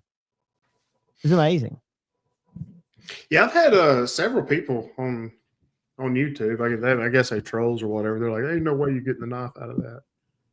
And yeah, well, I almost wonder if they think that this is Kydex. Most people that comment, especially on shorts, they trolls. They're trolls. Yeah. He already sold out. He had them live today and they're sold out. For $159, you can't beat that. I'm gonna share it. I think it's probably one of the sexiest slippies I've seen. I love the pivot. I love the blade. I love the size. Look at that. I like the construction of it. So if you Everything need to about it's just elegant. Understated. It's so solid. It's not even funny. Like, I mean, even the way that it feels and fits in my hand is just. Why is his plunge like that? Why has it got that little ramp? Is that normal? What are you talking about? That's, right. That's the difference of the thickness of the blade. Yeah, that's right. how every knife is. But when it comes down, it's more of a Spyderco seems sharper. I guess I'm talking about. It seems like more of a little hill than a sharp angle. It's more sweeping plunge. It's not a straight up and down plunge, but it's not as bad as like a true sweeping plunge where you're going to see like a circle. Yeah. And you got room there. You're not going to put a smile on that for at least a few sharpenings. And then this knife I handled at Blade Show, and it was odd because it was probably one of the finest. Let me see if I can find it. The ones that didn't have lock stick were snappy. The ones that had lock stick were snappy, but about 30% of them, because I was showing them to my buddy at Knives and More. Can y'all see this knife right here? Yep. That's not it. Cheeto. It's this one right here. What? They had several of those. I absolutely love my ABW button lock. It's the ones that didn't have lock stick were outstanding. The detent was snappy. I did a little bit of work to mine to get rid of some stick, but and they were new. What I would have done if I'd have been Michael is I would have broken them in. Yeah. Before taking them. Oh, I fidgeted with mine probably for about 6 weeks before it finally I mean, it's absolutely perfect now. Yeah, they just got to wear in. I love those grinds. I know some people don't like them. I'm a huge fan of those. What do they call them? That's a CNC. He does that with a Yeah, but I'm trying to think what Casey Lynch told me what they call that. What he called it. He called it a mill grind. Yeah, mill grind. Yeah, you're right. I And remember. I noticed on their site, I was surprised because I would have thought, because he told us, Ron, when we were there, that because I asked him why he had milled and flat, and he said he had that conversation with Tim Rees and learned how to get them flat, which made me think he took this and then did extra work to get these lines out. Yeah. So I would think that the smooth ones would cost more than the milled ones. Yeah. See, mine's milled. The mills are It's just as $50 slicey more. though. Like it's The milled are more extremely expensive. slicey knife. Yeah, it is. It's a beautiful knife. I mean, I like the Model 1. I like the Model 2. And I've never had one of his knives. I've never been a past fan. I just because I'm not a flipper guy. When he did the thumb studs is when I got, I guess, a little attention. You know what? One good thing that people never talk about with having a blade milled like that, what is the fact that it's constantly running under coolant. So when you're milling it, you're not overheating the blade like you can on the grinder. Great point. Great And point. So you're controlling your temperature of the heat treat. Correct. So it's always going to stay consistently under a temperature where you need it to be. You're not going to have a chance of burning that blade. See that G10 there? That's like a medium texture of G10. Yeah, I he wanna had a show bunch y'all- of different colors of that this year too, didn't he? I want to show y'all something. So this is something new I got in. The TRM Neutron frame lock. But this is what you can choose between coarse G10 and regular G10. This is coarse G10. Let me show you. It's not going to show it. This is coarser than an Emerson. It's not sharp. It just is grippy, is all get out. And it's thinner than my liner lock Neutron.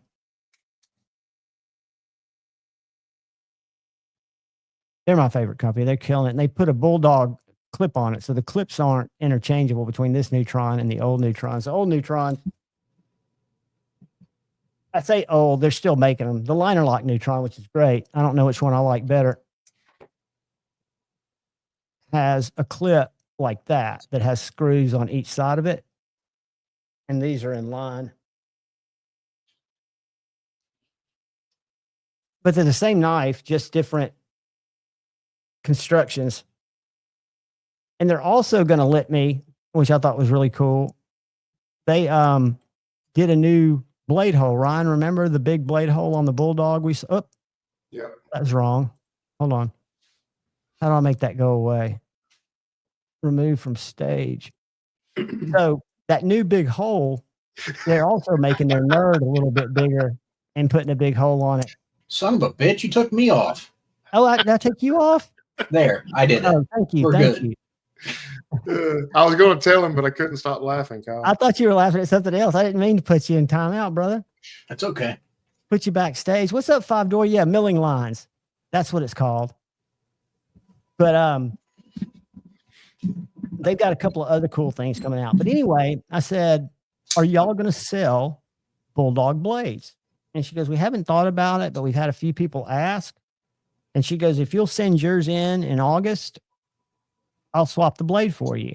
And I said, well, I don't want to do that unless you let me buy the blade. I mean, put a price on it. No. Hey, look, guys, I'm going to give 20% to every one of y'all. You're welcome, Cheeto. I brought myself back. Cheeto, hey, look, it looks like the names are back to being fixed. Because I remember my message I wrote last time. Hey, Blade Shooter, welcome, buddy. I love my ABW. I got the V6.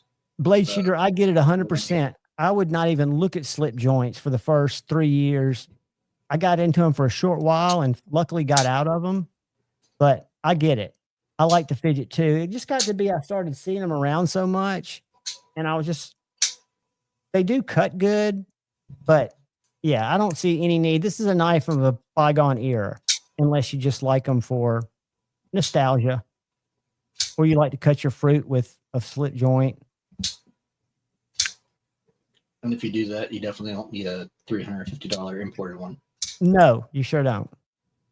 You sure don't. I have not. I've been looking at a couple of things. I really want a TRM 5-door, but I can't decide which one I want. And I'm tempted to buy several of them, and I'm trying to talk myself out of it. I don't need. I can send you some to check out. My buddy A to Z has this in titanium, the Shadow. It's a river lock, though. But it's got a great blade. And it's a bigger knife. But you'd probably do good with an Atom. After looking at it, Javon, I've got 4 that I'm going to put up for sale. Which ones you got, dude? Let people know. Kyle, send those to me first. Put them in the private chat for Okay. Ryan. All right. You want the knives? I'll just send them to you if you want to check them out. That's a 3.5-inch blade, Ryan. Liner lock.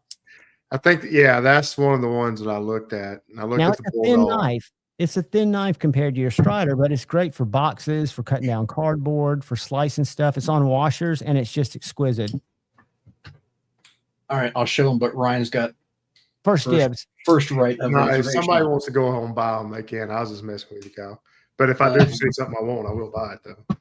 But it's fair game if anybody wants them. Jay, good luck. I will tell you, I've reviewed a lot of knives.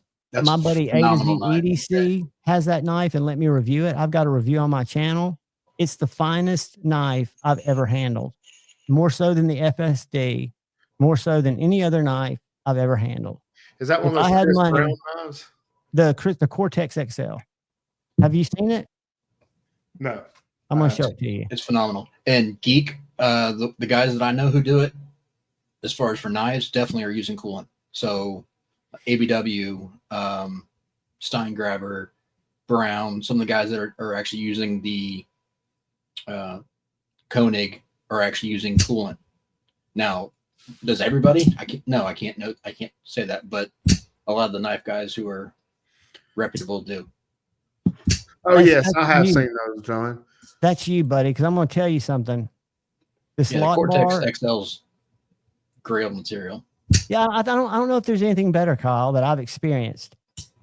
I don't think I've ever held one. I can go in here and find the number of my buddies. It was like 229.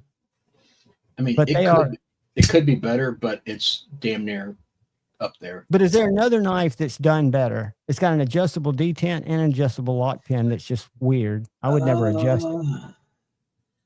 Some of the Usler knives are pretty sick. Usler? Yeah. Who's that? Are they custom? Yeah, Cody Usler. Like the Duckling, the Neutralizer, some of his knives are pretty amazing. Hey, John, if you'll look at that, like you can barely, I don't know if the computer will even pick it up, but I'll make you big for a sec. You can't hardly see any milling on this whatsoever. No, it looks smooth. So he sanded that out or belted it out.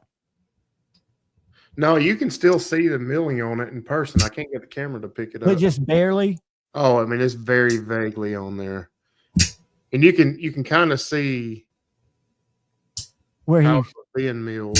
I love it, dude. I think that's a fantastic little knife. I love the blade shape. It's super slicey. It's a slur. I spelled it wrong. It's Usler. It's EUSTLER. EUSTLER. Correct. Gotcha. Oh, here we go. I've never seen this knife company, guys. I'm experiencing something for the first time thanks to Kyle. Let me make Ryan small so he doesn't get self-conscious. All right, let's share it. Look at Usler's.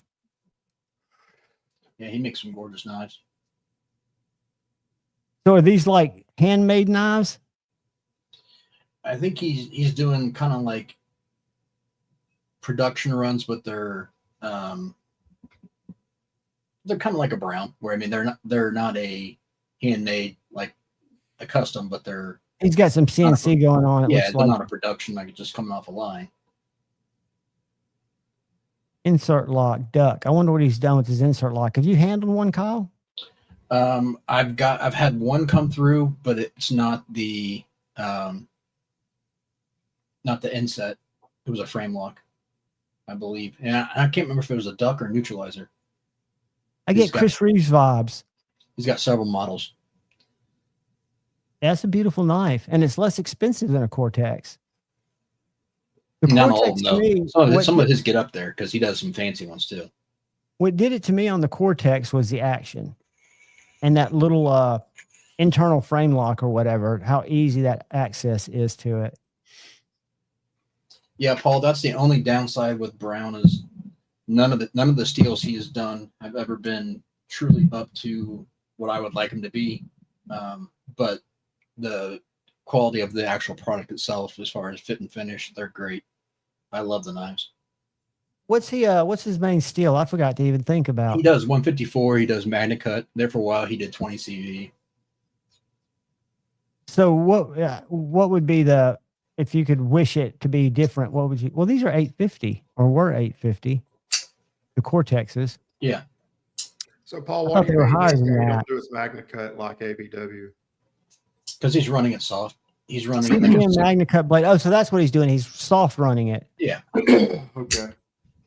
I got you. But he's actually not doing the heat treat himself. It's getting Good sent point, out. Geek Machinist. So it's based off of what the company is willing to do, from my understanding.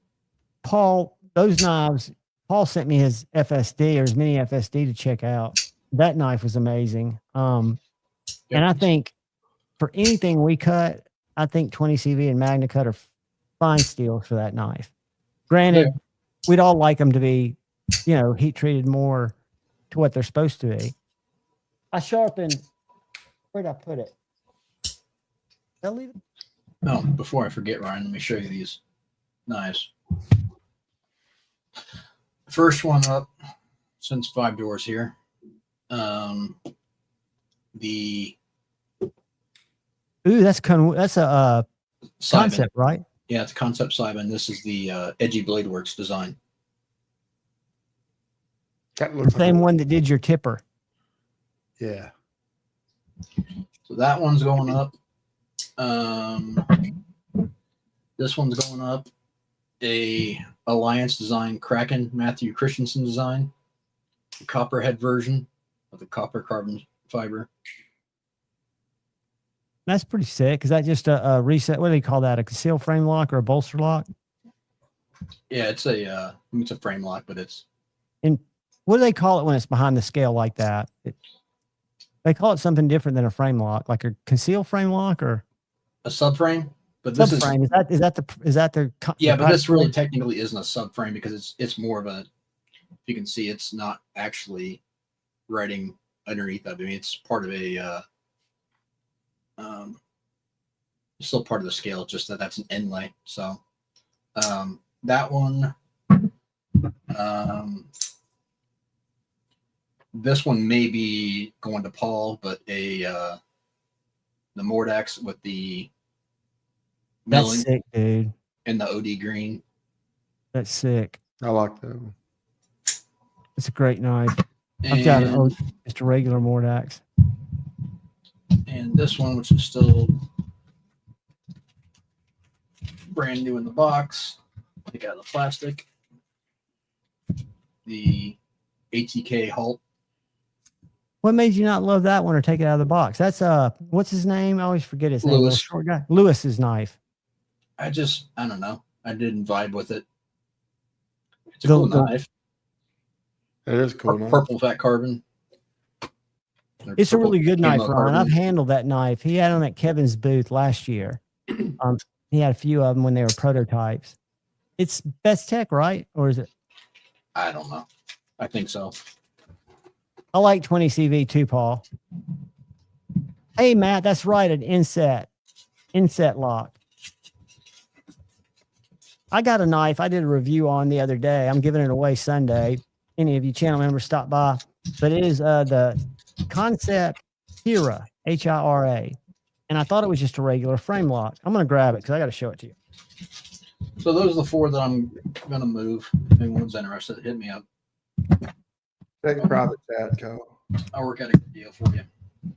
Or if you're willing to do something that I'm interested in, I'd do like a 2 for or a 3 for, even a 4 for 1 trade for something that I'm interested in. What are you interested in? Mainly looking for USA made stuff, McNeese, Hinderer. Check private chat. Okay. This is what you need, Ron. When you want something really American made and bougie. What is that? Look at that backspacer. That's skulls. It's called a Michael Zeba S5, and this is a Odom custom. If you look in there, you can see those hieroglyphics on the inside of the backspacer. Yeah. The blades made by Jason Knight Knife Works. He was the Forged and Fire winner guy. It's made in Brooklyn, New York. I picked this up from my buddy Dark Gravity. Bought it. Cheeto, your hands are too rough, buddy. But I want to show you all this. I'm going to make myself big for a second, and I'll see if you can see what I'm talking about here. So this is a Concept Hira. Look at this frame lock. What's the first thing you notice it's missing? It looks like it's cut all the way out. Yeah, it doesn't have a relief cut. Right. It's cut all the way out. See that, Kyle? Yeah. So how's that work? Inside of it, that frame is attached. I'm going to do a disassembly on it before Saturday. It's not going to show. So inside where that terminates, on the inside of the frame, that is a long piece of metal that attaches that to about right here. It goes about that far back. So it feels just like a relief cut. Let me ask this though, because the relief cut is what actually determines some of the detent and feel of that. How does it feel any different? Dude, no, the D10 on this, whether I push button it, light switch it, or middle finger flick it, it is fire. Now, I don't know if that'll change. I don't know if it can be adjusted, but it's very snappy. It feels like a frame lock. Doesn't feel any different. And when I take it apart, I think it'll make more sense, not to me, but to people who know. But that piece of steel or whatever that material is that holds this side to this back here, what back here is thick and it's recessed. So it's pretty well put in there. That's intriguing, but that also makes you wonder if that's not going to be obviously the weak point of the design as far as actual pressure. You wonder, but think about how a relief I was cut kind of works. wondering, like, what's the purpose? Is there an advantage of doing it that way? Or? No, not that I can think of. But what I don't know, and I was going to ask Kyle, for me, if you look at relief cuts, that would be the natural weakness because they cut out some of the material. Granted, they don't fail often, or I've never seen one fail. Well, they can fail if you don't have an over travel. Right. But it'll be interesting to say. I've never seen a knife done like that. The only thing I'm thinking is if they're worried about long-term use and if they were able to supply replacements for that. True. But that still seems like you're asking for more trouble than it's worth. Right. They've designed something to take care of a problem instead of designing out the problem. But I don't know if that's it or not. This was designed by a guy in Italy. I forget his name, but he's one of their designers. So it may have been something he came up with. I don't think it's something Concept came up with. It could be just something to be different too. But these Concept knives, what's interesting about them is they're only S35VN. I say only, that's plenty of steel for me. But titanium, regardless of which ones you look at, there are a couple that are over $200, like $239 if they've got fat carbon, but most of them are under $200. I know that's still a lot of money, but I've looked at these next to really nice Kaisers, next to Wii's. I mean, this is as nice as most Wii's I've got. So, but again, the blade steel, I don't know how much less expensive Chinese S35 is than 20 CV. I would think none. I would think it'd be the same price. All right, guys, that's one double shot down.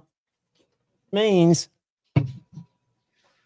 what's up, I Toddy? get to enjoy the last day of my 50 milligram THC Great Lemonade because the lovely state of Alabama I was about has to say, changed the law on these.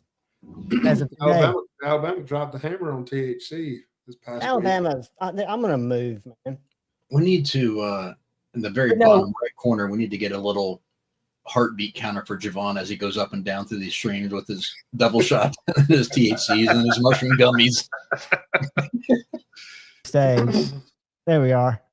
No, but what it is it's, I don't think it's as much to take care of people. What they did with the liquid ones is gas stations can't carry them anymore. They're now go through the ABC store. Yeah. I used to help my buddy that I built cabinets and houses with. When Arab went wet, he bought the first liquor store that was right up there on Highway 69 between.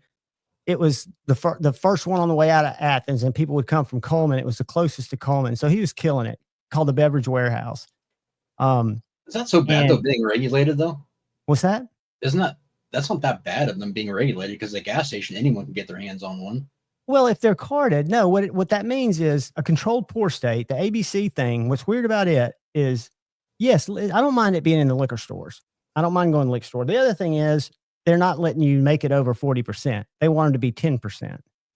So I have to drink 5 instead of 1. That's just stupid. But anyway, like we ran the liquor store, Kyle. Most states that aren't controlled pour, like your beer comes and it's delivered to you. Right. We would have to drive from Arab to the ABC store that was in Albertville in his Tahoe with a little U-Haul trailer and pick up $60,000 to $100,000 worth of liquor, pack it in the truck in boxes, and take it back to the store because it's an additional way for them to tax it. Okay. So all liquor stores in Alabama don't buy from the distributors. They buy through the ABC stores. I forget what that stands for. We have both. It's a racket. No, Leatherman, this 50 milligram is $7, which is still expensive. About twice as much as the energy drink. It's cheaper but that's in Alabama. $7 isn't that bad. But yeah, we've got both here. Where so like I could actually go to a liquor store. I've got my liquor ID, and I could go for the business and go buy stuff and then bring it back, or I could have it ordered and delivered directly. So we have both options here, and that's more free, right? I mean, as long as the establishments are doing their due diligence. It seems to me like they're discriminating against gas stations. I know some gas stations are seedy and will do things that are unlawful, but then they should have, undercovers come in and check them out from time to time. They do, but there's just not enough time or not enough people to be able to track that stuff. But yeah, I mean, I agree. Like I think it should be on the behest of the establishment who actually has the right to the license. But a problem is, like, I don't know about there, but here they were giving out licenses so easily because they were getting a premium for it. So, but you guys, they wanted to make money. You're probably a legal state, though, right? What's that? Are you a legal state for what? For THC? We are now, but I'm talking about for alcohol. So, like, oh, I got you. So, like, to give out licenses to get a liquor license, the county was making hand over fist because they raised the prices, so they were giving them out to order them to anybody who met the basic criteria. Correct. Yeah, so I'm talking about based off a liquor license. I'm not talking based off of individuals. So, like, if I opened a restaurant, I could just get a liquor license without any problems. If you had a check. Right. But now they have started to finally crack down a little bit, and where they're limiting to certain areas. There's going to be so many liquor licenses in a certain district, so to speak, like in a square mile radius. Maniaco, now, if I get a 10 milligram, they're like $4.50. But the one I've got is 50 milligrams. So I don't know if that makes a difference. But you're also in a cooler state than me. Sorry if I misrepresented that, Terry. No, you didn't at all, dude. It's the same. It's based off of having a liquor license. I couldn't order it as an individual, but which is the way that the state is making their revenue, which is a one and done, which to me is equitable. What the Alabama state's doing is every time you buy alcohol, you're basically being taxed on it twice. Well, what I was thinking, John, was they're selling so many of these liquor licenses that they don't have enough board control to go around and check the individuals to making sure that they're upholding what they're supposed to be doing. So you can have a liquor license and not get caught by an undercover because there's not enough people to go around to go check on stuff. And the undercovers probably don't know everywhere that's got a liquor license because they're in restaurants, different establishments. Correct. Yeah. So the ability for them to see what all is going on has lowered, but they've finally cracked down on how many licenses and some of the cities now are even working with the counties to decide upon how many can be in a certain area. So like if you have like a downtown historical district in your city, they can say, okay, fine, no more liquor licenses in this area, period. Paul, that's the best way to do it. Then that business, so like if I have that restaurant, then that business becomes more valuable because if I want to sell that business, I can sell the liquor license with it. Because you can't get one now. It's kind of grandfathered in. Correct. So then it's transferable and it can be much more valuable for that business. So, I mean, there's so many different, I look at them as kind of rackets in a way. For one, that they sell whiskey anywhere, and whiskey is probably one of the, and I wish I could drink it responsibly. I used to drink it and love it. I love alcohol. I don't have a problem with anybody that drinks it, but it does have the potential to cause a lot of health problems. So when the government says marijuana bad, we're going to let alcohol stay, I look at that as purely hypocritical government not knowing how to make the maximum money off of it that they want. So I don't see the logic in, I think adults should be able to do what adults can do. And one thing that I was proud of in hindsight, it pissed me off when I was there, Ryan can attest to this. We stopped by a little place in Atlanta to get some kratom, which is a natural related to coffee, pain relieving medicine. Shane takes it. I like it too. And we went in this little tobacco shop to get it. And I didn't have my wallet. I left it in Ryan's car. And he was circling the strip mall while we went in there. Well, Shane got his. I got up to the counter with mine, and she asked for my ID. I didn't have it. And I had to go out and get it. They couldn't sell to anybody without an ID, which I could appreciate that afterwards because they're looking at, they've got an absolute no tolerance policy. You show us your ID or you don't walk out with it. Regardless if you look over 40 or whatever. So there are other ways to get around protecting the kids, which is Alabama state. We got to protect the kids. We got to protect the kids. Well, that's fine. Parents take a role in that. But even if the parents aren't there, I don't think you should take, because they're doing it. They're trying to do it with nicotine too and vapes. Yep. You can't, and that's not the real reason though. And I'm not going to bring this into a political conversation, but it's getting ready to sound like it.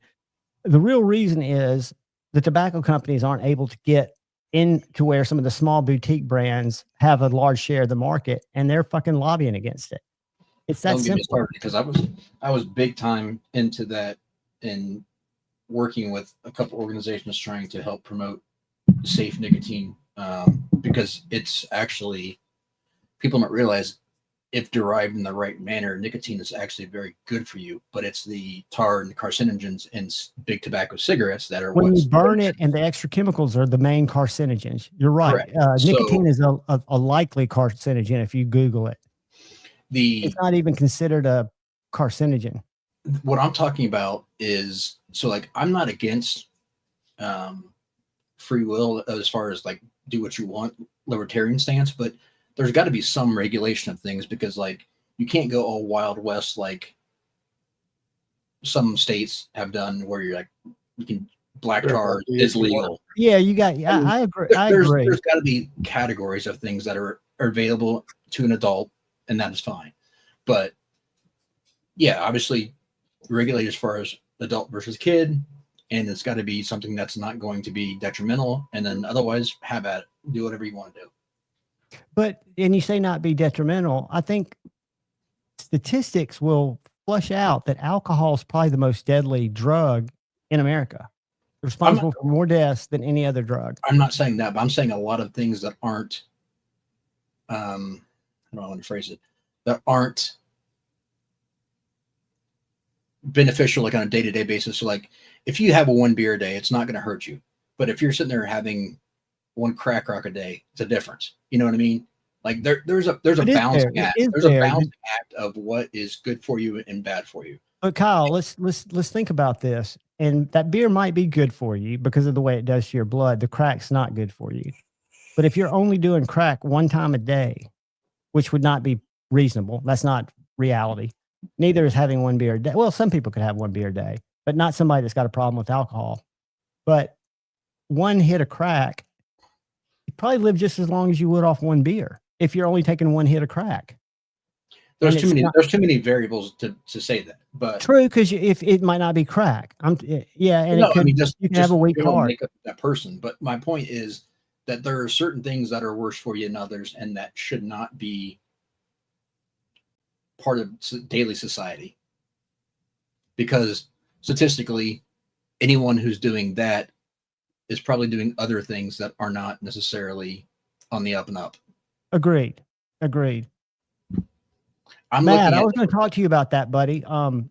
It's very true that some people do abuse it. I used to take a whole bunch, like a pill bottle full every morning. And I was concerned because I'd come off of hard narcotics before.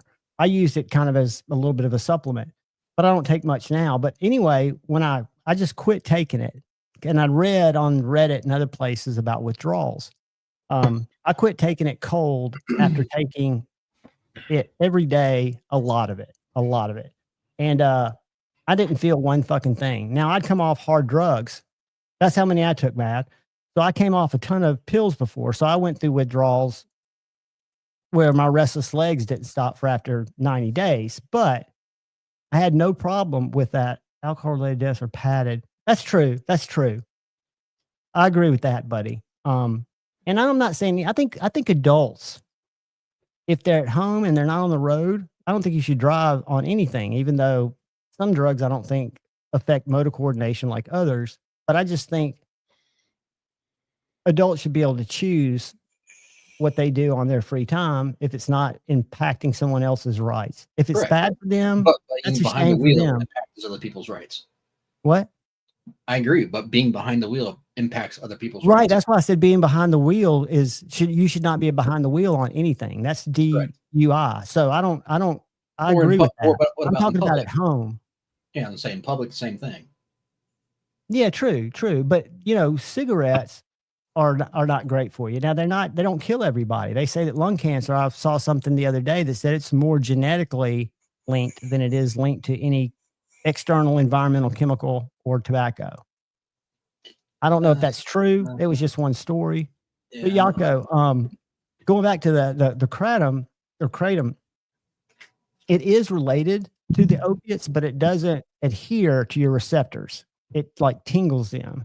But the interesting thing about kratom, and people will dispute this because there's been some news when they were trying to outlaw it that spoke differently. Nobody's ever overdosed on kratom alone. Should be the best statement there. Kratom, you can't. There's not a toxicity level that will cause respiratory depression. It doesn't do that kind of stuff. Now, people have died with kratom in their system, but what the people who are putting the reports together don't talk about, did they have other drugs in their system too? But I think the reason, if you eat too much, you might throw up. Maybe. Right. It's the same, as when you used to smoke cigarettes and you got taught a lesson. You had to smoke a whole pack until you throw up. Oh God, dude. The biggest lesson I got was Levi Garrett when Huntsville High School played Grissom High School. I was a junior. It was 1984, and that's as sick as I've ever fucking been. Worse than tequila because I was sober. And I just sat there and slowly swallowed that Levi Garrett juice. And by halftime, I was sitting under the bleachers, green as Kermit. And then my buddy's parents came and picked us up, a station wagon, and I was in the back, and I just started puking in a Burger King cup. And if you all remember, Burger King cups are wax coated. So I'm sitting there filling up this Burger King cup with puke that's so hot that the wax is melting in my fucking hand. Horrible. That remind me. So like I never really dipped much in high school, a couple of times here and there, and I was always a lightweight with it. It hit me hard. I would smoke cigars and cigarettes and stuff and didn't bother me, but dipping was bad. But I was at nationals for marketing tournament, and we were out there, and it was in Denver.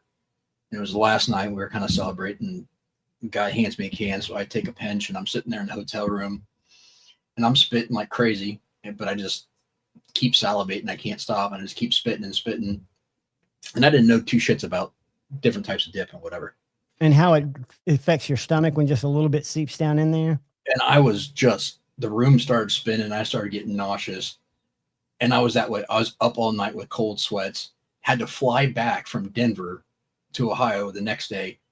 And because he had given me Copenhagen, a fine cut, and I just had that stuff stuck in my tongue, like everywhere. And it just, I couldn't get rid of it. And I got off the plane, and parents would go like, "You look like you're green. Like you look horrible." You know what that is, Kyle? In reality, it's nicotine poisoning. You had, because one of the things is you don't automatically throw up. That's the worst kind. If you get it and you just get the spins and you get that total body sickness. Yeah. I call it a body sickness where you're just like fucked, you know? But yeah, nicotine, again, I think everybody should be able to smoke it if you want to, if you're an adult, but I don't make laws. But I've always been that way ever since then. Like I could never dip. Like I could sit there and smoke a pack and a half of cigarettes, never get sick, but put one dip in and I'm ready to pass out. Like it hit me differently. I think I could say I'm the same way because I vape a lot and I used to smoke Marlboro Lights a lot, but even the Zens, those little pouches, I bought a pack of those just for shits and giggles. I made the mistake and bought the 50 milligram instead of the 25. But I put one of those in my lip because they were the big rage on all the big podcasts. Tastes good, but it's so hot. I mean, it burns my freaking lips. And then you can feel that kind of loopy, that doesn't feel like a buzz you'd ever want to go out on, but that loopy little headiness that starts off that, what I consider the spiral. Yeah. I like. Hey, and Richard, there's nothing wrong with that if you can do it properly. Mine was user error. Mine was total user error, not knowing what I was doing. I had a buddy in high school that Joe, I snorted snuff in high school. He was a dipper, and we played baseball together. And he got to the point where dip wasn't bad for, or like it wasn't like kicking it. He would take a razor blade, slit the inside of his lip, and then put the dip in so it get into his bloodstream faster. He should have just stuck it up his ass. I mean, that dude was a hardcore dipper, and that like I can't fathom that. Like, I don't understand how people do that, but there's a lot of people that just doesn't affect at all. Yeah. I mean, but what do they call that when people take alcohol in their ass in college and they get so much more fucked up? They call it something boofing. Boofing. It seems like before I cut my lips, I think I'd take a pinch and stick it up my ass. If I was addicted that hard to it, I'd be a little nervous. I don't think I'd cut my lips. I don't think I would. That would be my first option, Devon, but whatever works for you. Well, I mean, you're addicted to nicotine. It's not doing it for you in your mouth, right? You're not going to switch to cigarettes. So you're going to take a razor blade and cut your lip.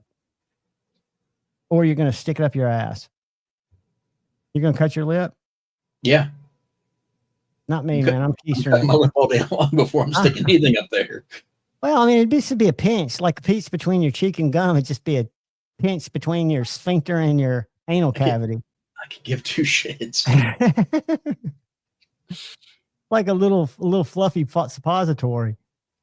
Yeah, that ain't happened either. Oh, that's horrible, dude. I can't imagine people. And I've heard stories of the blood alcohol contents that people achieve doing that, and deaths that require. But I mean, to do it with friends, I mean, you stand on your hands. Fuck that, dude.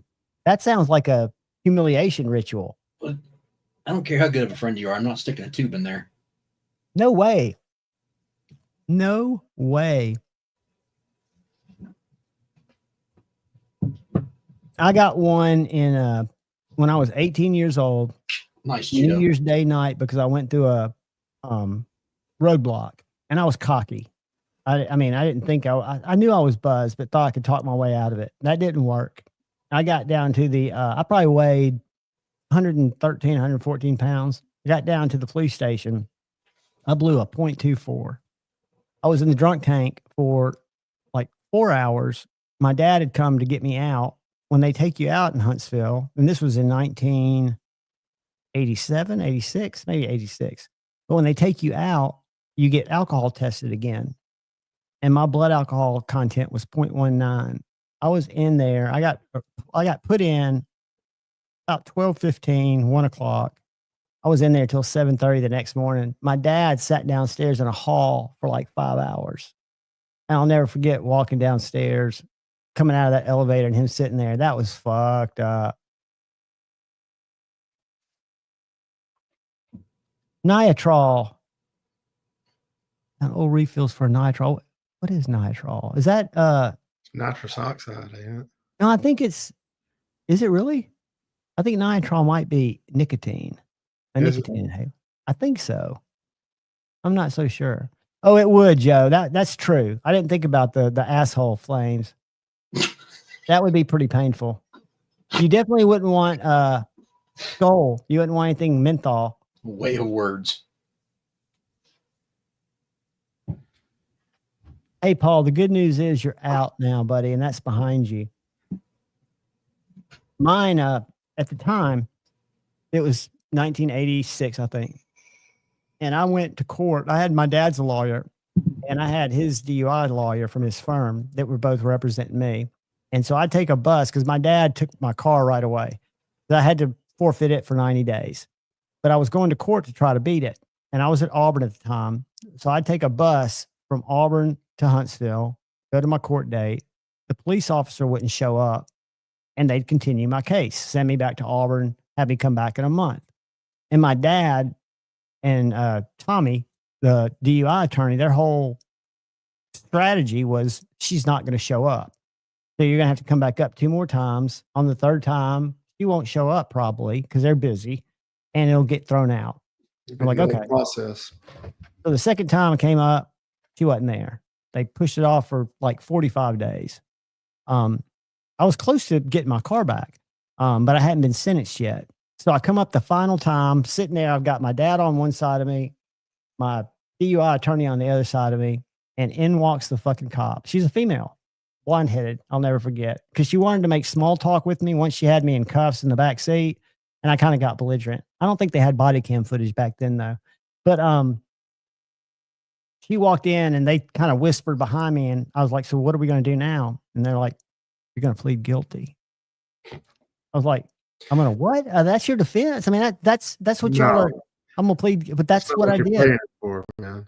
So I walked up with them, and they asked how I pled, and I pled guilty. And my dad and Tommy both knew the judge, and they had a little conversation up there, and they go, you know, times have changed. I guess they were trying to make me feel better. He goes, you remember when we used to go out to lunch and have 3 or 4 martinis? You just can't get away with doing that anymore. I mean, they were literally talking about driving drunk back when they were younger while they were sentencing me. I got sentenced the 90 days, and the time I'd been out of my car was counted. So I was going to get my car back in like 20 days or something.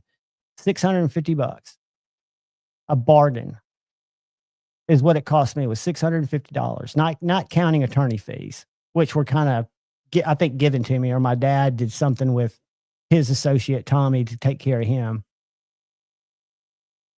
Nicotine inhaler, small plastic tube shaped like a fat cigarette. You need a prescription for it. You puff frequently on it. Nice. And it just gives you kind of like nicotine air. And a lot of people say, and I agree, that vaping's not healthy. But when I quit smoking the last time, which was probably 20 years ago, I would do Nicorette candy or nicotine gum, and I was skateboarding a lot, and I could tell that my lungs had cleared up. I wasn't having any issues from my smoking, because used to I'd go for a while, a few miles, and I'd get out of breath, get winded. Well, then I took up vaping probably 10 years ago when it became popular, because I wanted to get off the nicotine candy, because that shit's expensive. And I was eating it like candy. But what I noticed is my breathing, my lung capacity did not change at all when I started vaping. I mean, I could skate just the same. My lungs feel just as clear as they did when I was on nicotine candy. So it could be bad for you. I'll go on a rant for a second with that, Javon, because I'm big into that. And I've been vaping for almost 13, 14 years now. And that's when I got off cigarettes. And I was 2 packs a day when I quit. And so I got into the hobby big time and started like meeting people. And this is back before it became huge mainstream. You were making coils and stuff like that using the big. I still do, but yeah. So learning about like the whole ins and outs of everything, and it's totally overblown. And there's always been a black cloud over it, because the lobbyists from big tobacco absolutely hate the idea, and they've lost so much money, millions, hundreds of millions of dollars to it, because so many people have quit, which is good. Now, the very essence of, so like what is in juice? There are 4 ingredients in this. Okay. All 4 are natural that you eat every day in food. Propylene glycol, vegetable glycerin, nicotine, which nicotine's in food too, people don't realize, and artificial flavorings, which artificial flavorings are in food. These are all FDA approved substances. Yeah, they're going to be your whatever your flavor profile is. So all 4 things, and even inhaled, like there was one study that tried saying that, oh, well, you're going to get the did the popcorn lung thing, and they did all this different shit from diacetyl and some other things. And what it comes down to is, in a daily use, from what people use it for, it's never reaching those extreme temperatures that they tested it at. It's never hitting any of those indications or markers. Within 6 months, I started getting taste back. My lungs healed. I don't have any of the feelings I used to have. You don't wake up in the morning hack. You don't like none of that stuff before. It 100%. They've done studies on it from like Royal College of London, that it's regenerative. Your lungs actually heal and get better than where they were before. So the whole push against that was solely from, and then you look at what happened with like all the disposable cartridges and shit. A lot of those companies got bought out, and those were sold to big pharma, or Philip Morris and big tobacco companies. Yeah, some of the big tobacco companies had like I'm trying to think the brands they bought. They bought several independent brands. Yeah. If they couldn't beat them, they could join them, but they're still trying to fight them because they want their tobacco. It's a higher margin. And they add how many chemicals to that? It's not just tobacco that you're smoking. Oh, no, there's like 42 carcinogens in a cigarette. Yeah, but the chemicals, insane. I mean, they add so many additives to keep it burning, to do other stuff. I'm sure they put some kind of heroin-like substance in there to make it more addictive. Jay, if you got into that back in the day, so like where I live, there's one company that makes their base out of here, and they were an OG for liquid manufacturing. Alien coils, baby. And it's called Niquid, and they were an OEM. They made a lot of juices for other companies, but the guys that were that run the company were buddies with Nick Graham Green. So like I've hung out and talked to Nick. One of my dudes here locally, we started growing up as far as the vape scene and building coils and learning all that stuff together was Ryan. You probably know him as Squid Dude on YouTube or on Instagram. What's his handle? Squid Dude. I know Grim Green. I know Mike's Vapes. I don't know him. Well, Ryan Squid Dude he became a professional coil maker. He was one of the guys that did all the crazy innovative coils and shit. But the Claptons and the Aliens. Yeah. he was Yeah, I the one. used to have a drill set up, dude. Do you have a Yep. drill set up for yours? Yeah, he had the Ryan and I came up with the yeah, absolutely, Jay. Ryan came up with the fuse Clapton, him and Yak, Grimm's buddy. Like there was big time back in the days of all the coil making, but yeah, Were Ryan's you a local. dripper or were you a tank guy? Were you an RDA guy? I'm still a dripper. Well, You're a flavor chaser. Absolutely, but nowadays I'm more into boros than I am probably anything else. But I still love dripping. I mean, that's my I guess love of. I still got some tanks, but I mean everything I've got is rebuildables. I hate coils, pre-made coils and shit. I always use tanks, and I was tying coils. I've still got all kinds of coil tying stuff. But what changed it for me when I started buying coils again was when the meshes came out. I'm trying to think of the brand I used to buy because the mesh flavor lasted so much longer. Probably smoke. Yeah, smock or smoke. Yeah, smock. But have you ever seen one of these, Kyle? Yeah. These little coil twisters. Okay. So here. It's only made regular coils. I never did. I mean, I had my drill set up, but I would never make good Claptons. Down at the vape shop, they'd make them for you. Funny story, Javon. So you brought that up, the coil maker, right? Yep. That was probably made by one of those China companies. I forget the name of the brand of that, but that is a knockoff. Okay. Right. Here's the OG right here. This is Coil Masters. What this one is? This is the OG. One that's Kuro Concepts. Okay. This was John, and he's actually out of California. He was a buddy. He came up with this. I still somewhere have the original prototype of this that was done in aluminum, right? And these actually came in different sizes. So that 3.0, that's a 3.0 millimeter. Here's a 2.5 millimeter. But these were all made by John, and he had them made, and people didn't originally loved them, but they didn't want to spend the money because he was charging like $20 a piece for these, right? And then the Coil Master ones came out as a complete knockoff, and they were like $20 for a set, right? Yeah, that's fucked up. And John's a good dude. John was basically having them made locally and getting everything packaged and sent out of his garage. But like I said, I was big into this. I was doing consulting work for some of these companies, and I was really into the collecting and all that kind of stuff. But like this setup, Jay brought up Kennedy. So this is, I don't know if you remember the name Cyclone Mods. This is their mod, and that's their dripper. That's the Entheon. That's a DNA chip in it, isn't it? DNA 60, yeah. Yeah. I became, and this is a squonker too. Oh, so that's the kind of a combination between a tank and a RDA. You just squeeze the squonker to get your Correct. wet. So I've got I became friends with Mac, the guy who made Cyclone stuff and did some work with them. But the Night Joe. Yeah, if I was doing fancy coils, I hated it. But if I'm just doing a round wire, I don't mind using the little Coil Masters, but I don't use them all the time.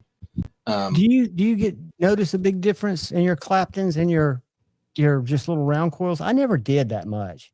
I can get better flavor, but the issue is I've gone completely off the reverse side. Like I don't chase clouds at all. I'm solely about flavor. I vape low wattage, higher resistance now. Like most of the time, like 3 milligrams. Yeah, I'm 3 milligrams, and I'm 25 watts to 17 watts, somewhere in that range. Like I'm not. I got you. I'm not vaping hard, but like I vape all day long. So I mean, I'm vaping probably still, even at that wattage, I'm still probably vaping 15. You're getting nicotine like I am through my little nicotine salt thing. Yeah, I get 15 mils a day is probably what my intake is. Right. But it's more of a habitual thing than anything else. But yeah, so like the different stuff, like there's been like so many innovative companies and stuff, like, but now it's so, with some of the laws they passed and some of the shit, like it's so just bastardized the whole It's industry. getting sucks. sketchy, dude. I've been watching Grimm's videos on it, and they're scary. Like, I mean, but the innovative companies, nothing is done here in the States anymore. It's all like, I mean, go back and like, I was a big high end tube collector. So I was buying like MCRs, and The ones that would blow up in your hands, pipe bombs. they weren't pipe bombs. If you knew what the hell Unregulated mods. I'm kidding. I'm just playing the narrative. Yeah, but people don't know what the fuck they're doing. But that's the problem. Excuse my language. The I want it low. I want it 0.25. yeah, like I would have some of that set up stuff, but like not much. Mesh all the way. I can't. Okay, so go back. I'm old school enough where I was using actual true mesh and Genesis atomizers. I don't know if you remember those or not. Yeah, that's the same thing. Go back to who? So that's going back to the Genesis atomizers. That's before you're using Canthal or Nichrome for your actual cotton. Oh, that's old though. That's probably before I was vaping. Yeah. So what you would do is you'd use mesh as your cotton, and you would wrap a coil, and you would put it in. Typically, it was vertical, so it would go up and down like this, right? Right. And then you would drop the mesh, and you'd have to torch the mesh. Yeah. Okay, Jason. And then you're familiar with Jenny's. Some of the best flavor ever, but it's super tight draws, like 0.8, 1 mil draws. It was all about flavor. Yes, Terry, that's an RDTA. Those were good. Some of those were good, but the problem with a lot of those was they did a poor job with the wicking, and they would leak a lot. But my favorite Genesis atomizer actually was an RDTA like that. It was made by Norbert. It was called the Origini. And those were not cheap. No, but they were phenomenal. That I would pay good money to track one of those down if it was in good shape. That was by far the best tank vape I've ever had in my entire life. But I mean, they were like, okay, so this was like 2015, 2016 maybe, and they were like a $180. I mean, they weren't cheap, but they weren't thousands. Right. There's a lot of good places in Mills. You can get that stuff anywhere, but yeah, so I can go down that. I can talk about that rabbit hole forever because I've been big into that hobby longer than probably just about anything. That's the content I first started watching on YouTube. I'd watch, what was his name? Ray? What was the guy from the Philippines? From the Philippines? Yeah, he was from the Philippines, but he moved here. DS Vapes. Daniel Vapes. Oh, no. Oh, there's Daniel Vapes, but you're talking about oh shit, I can see Daniel's a little Asian guy. No, Daniel's was European. He was German or something like that. Shit, I know. I can. You're talking about Phil Basardo? DSP Vapes? No, hold on. Let me pull it up. It's DS something Vapes, DSL Vapes or something. You'll recognize the kid. Another one I really like is Vaping Bogan. Did you ever watch him, the Aussie guy? Yeah, he got annoying. Well, I got tired of his beer reviews. Terry, Vicious, you're lucky because Vicious Ants were not very good. They were pretty shit, actually. I got there for a while. I was doing like the Nemesis, the MCRs, your Golden Greeks, GP, a lot of the European high-end Greek mods and that kind of stuff, tube mods. And then I went into the Stabwood stuff. I got rid of a lot of it, but I still have a decent amount. But I ended up going back to 2 or 3. Now I have like 3 Boro devices I use, and then my dripper squonker.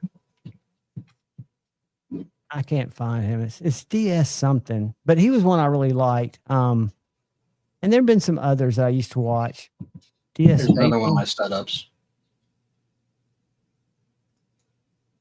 What's that called? That's a nicotine salt one, isn't it? Or is it not? No, this is a Hussar Loco. That tank's the whole thing at the top. So this tank is a Boro, excuse me, I keep saying the wrong thing. Which means that, let me get... Malcolm, we're having a short rabbit hole talking about vapes. So, if I can, hang on, damn it. Does that have pre-built coils, or do you build coils for that? I'm building my own. Okay, so let me get. It's been sitting too long. It's leaking a little.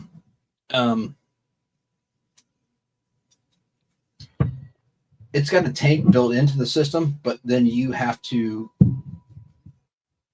basically create your own atomizer inside the. My daughter is too, 1931. I've just been telling her I know how much money she could save if she bought a bottle of juice. So here's the mod itself. Right. And then that firing button, your bottom, your screen, everything else, right? Well, then you have a contact down here. That's your negative. Or I'm sorry, that's your positive. And then up here you have a screw that will screw in.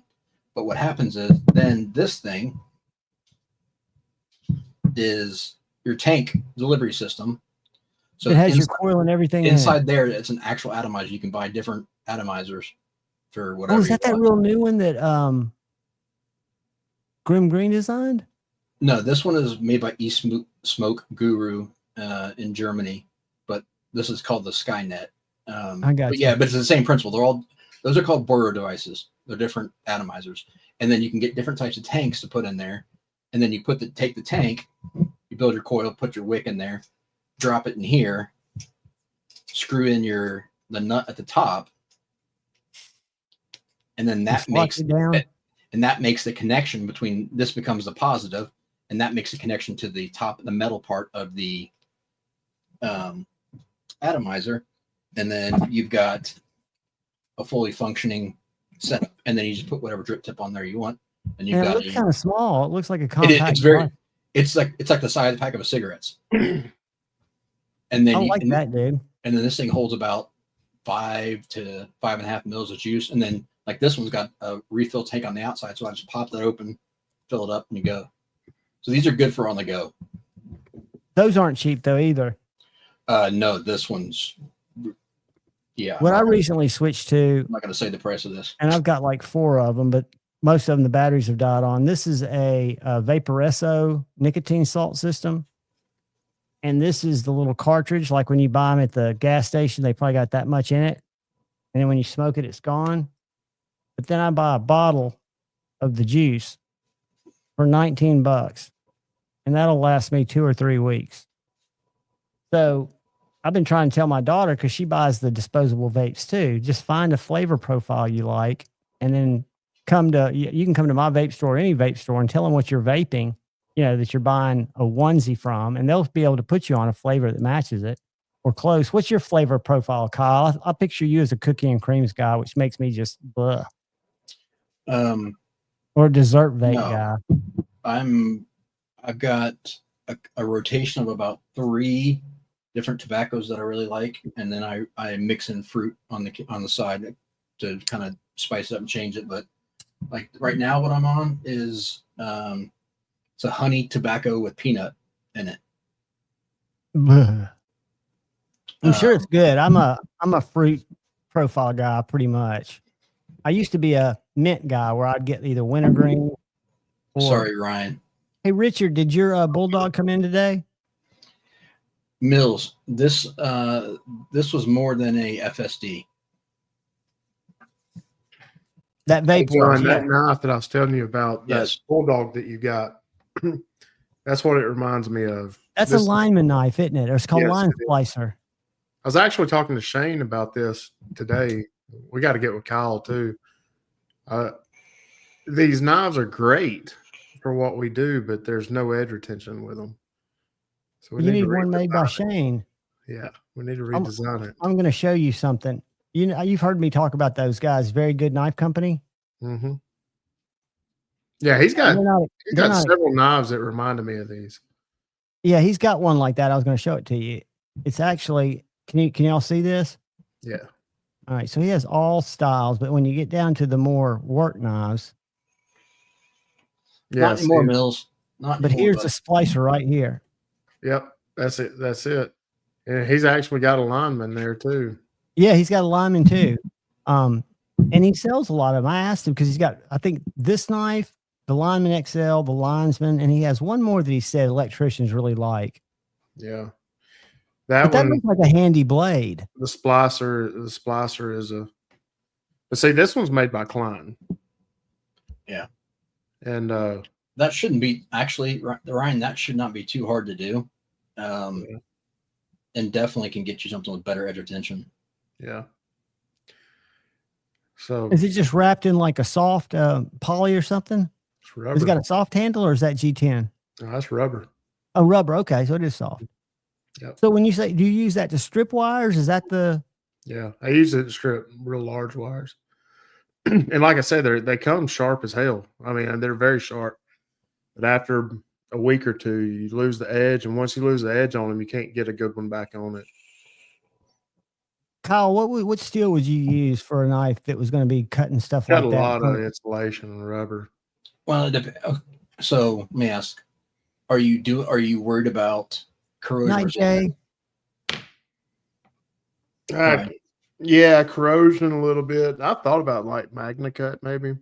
That wouldn't be bad. Well, because originally what I was thinking was something like a, because it doesn't have to be tough to cut wire, because it's not like you're cutting through. You're not using it to cut through metal. You're just cutting through the insulation to get to the wire. Mm-hmm. So you could do something even like a K390 or a M4 or Rex 45, Rex 76. Any of that stuff would be fine, but you're going to get some patina and potential some corrosion. If you want to go to the stainless side, then MagnaCut would be probably a really good option. Then, I mean, you could do something like S45 wouldn't be a bad option either. I don't guess I'm that necessarily worried about corrosion all that much. I mean, if you're not worried about corrosion, then I would probably go with a super carbon steel. Like my biggest thing is just I want an edge to last longer than a week or two. And here's the thing too. 1931. Throw a link up for the Eagle. I can't find it. All I can find is the Falcon. Sorry, Kyle. Go ahead. Sorry, Ryan. If you get something that ends up getting corrosion was on a knife like that, just a little rust eraser, and you're fine because you're not necessarily caring about how it looks. You know what I mean? Yeah. So it doesn't need to be pristine. So you can get the rust off there and just keep it oiled, and you're fine. Yeah. Like this one here, it's I don't know. I've had it about a month. You can already see rust and stuff from sweat, and then coming in and out of the coolers and everything. Each one of these, Ron.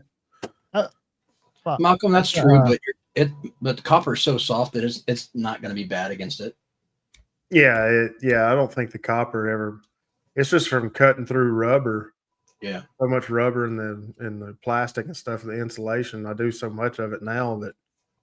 Is it just surgical stainless steel or just stainless steel, or does it tell you what type? I don't know what. I think you can put an edge on it. It's probably pot metal. 440A. Isn't that what it says right under the? I think it says 440A. Says 44200 KO6. Oh, so that's the top number's not okay. Oh, okay. There's more numbers to it. I got it. Yeah, it probably is just something. I think it's just like some kind of carbon. I don't know. Terry, like which said, one once is you lose the edge on it, like I've had several people, including myself, try to sharpen one, and you can get an edge back on it, but it's gone. It's not the same. No. Which one's the Eagle, Terry? Because I've never seen a knife that they sell that's that high. Even their carbon fiber ones are, I think, well under 300. Talking about this? No, I'm talking about the very good knife company Eagle. Oh, are those the scissors? The Klein electrician scissors? Mm-hmm. Look at you, dude. You got your little belt pack. Your EDC is a little different. They may not heat treat them. I really don't know. Thanks, I know the edge retention on these things are shit, but they're awesome knives when they're brand new. They're awesome. How often? Oh, damn, that's that new one. You're right. That huge one. It is 450, 429. Damn, check this knife out. This is made by the same guy who makes that little line for the splicer. But this guy's grinds are sick. This knife is huge, by the way. God. Look at that hollow grind. It is the blade 6.85. The overall length's 12.5 inches. 12.5. The one that made me an absolute junkie, a guy by the name of Ron Wolf, was subscribed to the channel. I hope Ron's doing all right. I haven't heard from him in a long time. Sent me a knife to check out that he thought I'd like. And then I showed it to my buddy, my local buddy, and he's bought 3 cents. So I've got 4 of these knives reviewed on my channel, but this is the first one I saw. Is it showing it to you guys? It's not. Let me share. Ryan, how often do you sharpen those shears? Never. They stay pretty sharp. It's very rare that I've ever had to. I just buy these in a set, just like this. It's just easier to replace them when it's time. Yeah, because they're like $40, which have gone up. They used to be like $25. And now I want you to look at this plunge grind. But the shears, I've never had the shears get dull though. If you need, I can teach you. They're pretty easy. Okay. All right, what were you saying, John? I'm sorry. I was just saying, if you look at the plunge grind, his plunge grinds are so clean. And this one's a hollow grind, but look how it's taller at the front than it is at the back. And then I'm trying to find a picture that'll show it. He bevels this right here. Let me go back. Let's look at the full, because this one's a small knife. This one's only... Space Ghost, I agree with you 100%. I used to make fun of guys that carried these Space on the job site until I started using them. And now it's probably one of my most used tools is these things. This is probably my favorite that my buddy bought, the Falcon. That's a hollow grind that's 7 3/4 inches. What's up, Josh? What's up, Space Ghost? Space Ghost, your question. A lot of those sharp objects that they use in the hospitals are one-time uses. They chuck them after they're done. Yeah, those get tossed. Can you see that bevel right behind that plunge grind? Yep. He does that on both sides. I mean, just the little details of cleanness that these knives offer. And this one's, how much is it?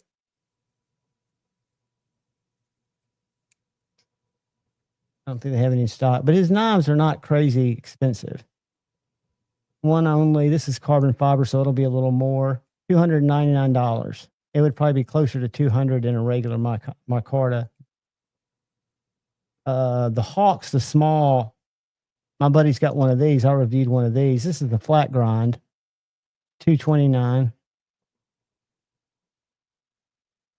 But his work is clean. And he's very, very helpful. I talked to him Saturday night. He was drinking, but I talked to him Saturday night, and his whole thing was, because I was introduced him to Shane, and he was holding Shane's knife and giving Shane feedback. And the next day, Sunday, I went by his booth to film it, and I thanked him for talking to Shane, you know, spending so much time sharing with him that stuff that Shane, the questions that Shane was asking about his knife. He goes, man, the way I look at it, I could die tomorrow. And some knife makers are like this. Some aren't. He goes, I could die tomorrow. And if I took all that knowledge with me, how criminal would that be? If anybody wants to learn or hear about it, part of my job as a knife maker is to tell people how to do it or how I've done it, which I thought was kind of a cool take. And he means that way. He told Shane before, he goes, if you ever need me, call me. Tim at Carry Development told him the same thing. And I believe these guys would stand up and answer questions. What's up, Space Ghost? Vouching for the scissors. Josh, what's up? Flock of Cheetos. What's up, Flock of Cheetos? Man, I'm glad to see everybody's names back.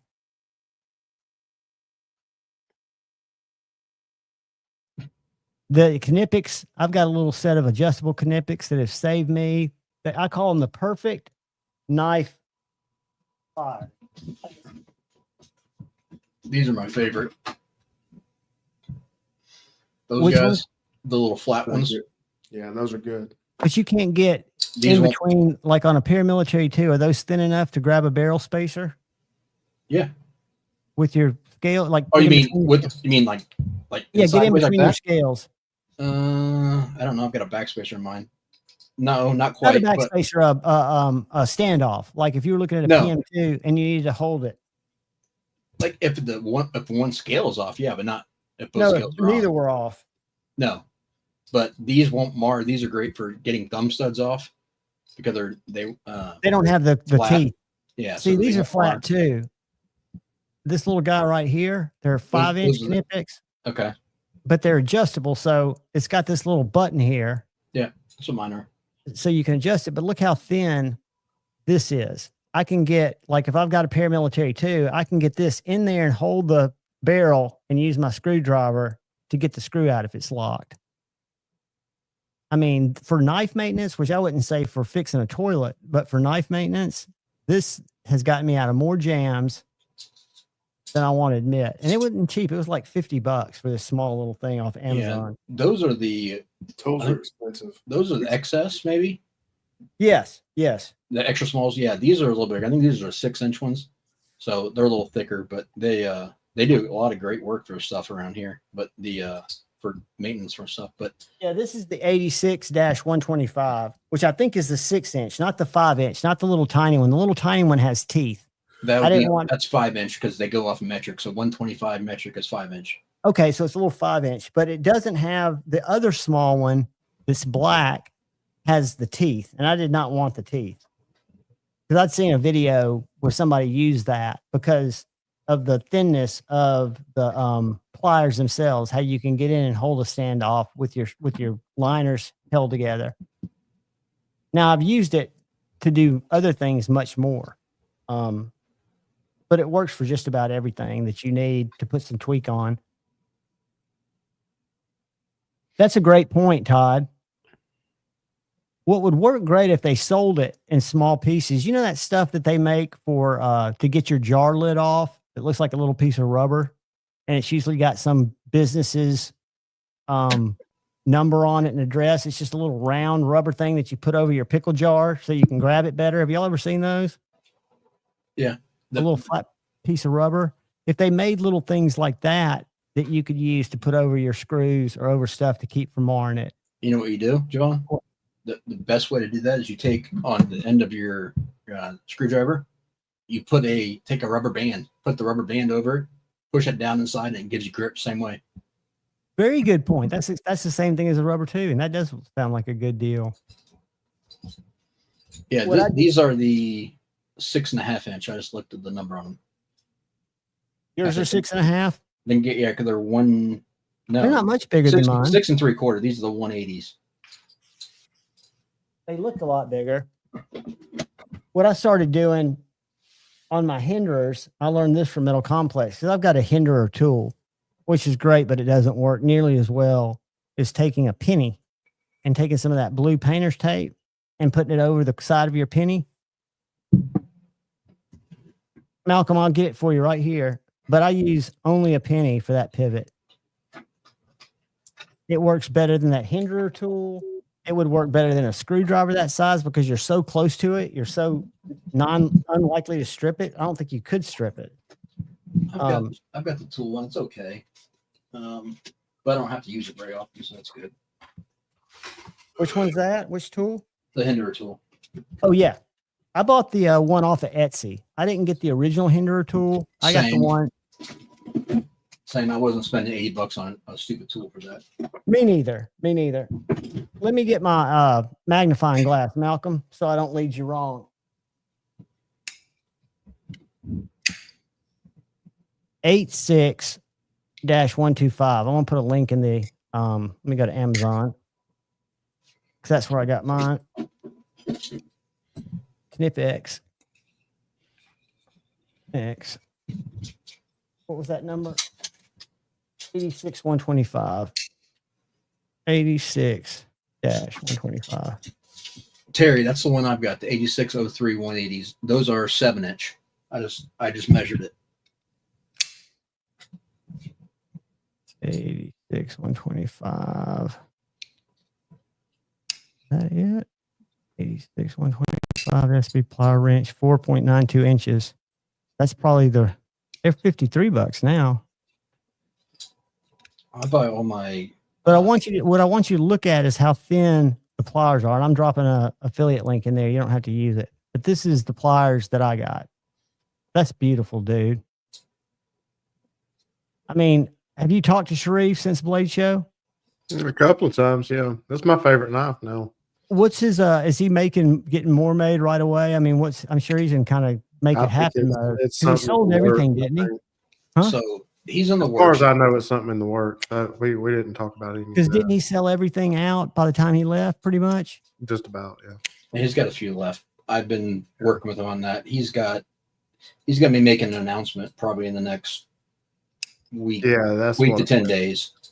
He's getting all his ducks in a row first, but yeah, there's going to be more of the planes, and then doing a pre-order on the bougie, the full dress as well too. Yeah. So everybody, stay tuned if anybody is wanting a full dress or pay Trying to attention see to if his I can channels. see how Instagram. thin those teeth are. I mean, that'll reach right in there and grab a barrel spacer. I don't mean to poo-poo on your affiliate link, Javon, but I go to a site that I buy all my stuff from that carries all German tools, and they've got basically every Nipix ever made. Drop it in there. The only reason I go to Amazon is I'm an immediate gratification guy. Yeah, but I get my bits from this place too, because they carry Weira, and they also carry Fellow, and they carry a bunch of other bits that I like better than Wehaus. You told me those bits, and I forgot the name of them. I don't need them right now, but I do need them Got a good sometime. bit of screwdrivers. It's called KC Tools, just kctools.com. Weird. But they got damn near anything you could possibly want for good high quality tools. They're $53. I could have sworn mine were less than $53. I mean, they're even a Festool dealer. A what dealer? Festool. Ryan knows about Festool. Yeah. Josh. Yes, this is my favorite knife that I have out of everything. Festool is some good stuff. I had not noticed it till I handled one when we went over to Sharif's Thursday night, and it is a very special knife. I mean, Riot executed it great, but the design of it's what makes it special. I love the way he did the pocket clip. I love the blade profile. I love the contouring of the scales. It's just a great knife. And again, Yeah, I told him if he's got anything left over after this sale that he's got now, I need to get a regular one so that I can a user see it. Yeah, because I can't make myself use this one. No, I would have a hard time using Damasteel hard. I would personally. Now, speaking of Damasteel, have y'all seen Paul Mills? That's awesome, Malcolm. Paul Mills. Why am I going blank? What's Donnie's knife called? Oh, I saw that scale. What's the name of the knife? Why can't I remember it? That's driving me crazy. The what? The Predator. Is it a Predator? What's his knife called? The one that Stevie's got, the Warncliffe. Oh, Ripley. Isn't that what Paul's getting? I thought Paul was getting the Predator. He might be. Let me pull up the link. We'll look at it. But that black Damascus or whatever. Oh my God. Is that, I mean, how do you even do that? I don't know. That's a wild look. Where did Donnie post it? He must have posted it on. It's on Instagram, I think. I saw it. I don't see it. Did you see when he was flattening it? It was sparking. Yeah, well, some of the most flammable stuff. I don't know if you were in here last week when Kyle showed that video of them working on Zerk. I'm not seeing it on his Instagram. I wonder if you put it in his story. Was it Facebook? Malcolm, it is very expensive, but it's very You good. go to Paul Mills. Paul, are you out there, buddy? Yeah, he said it was the Predator. Where was that picture, Paulie?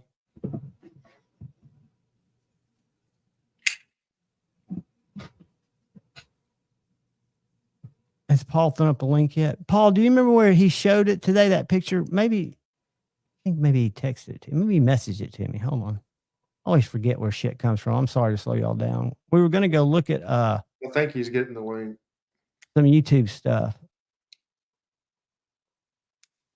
He might have texted it to me. I can't get to my phone.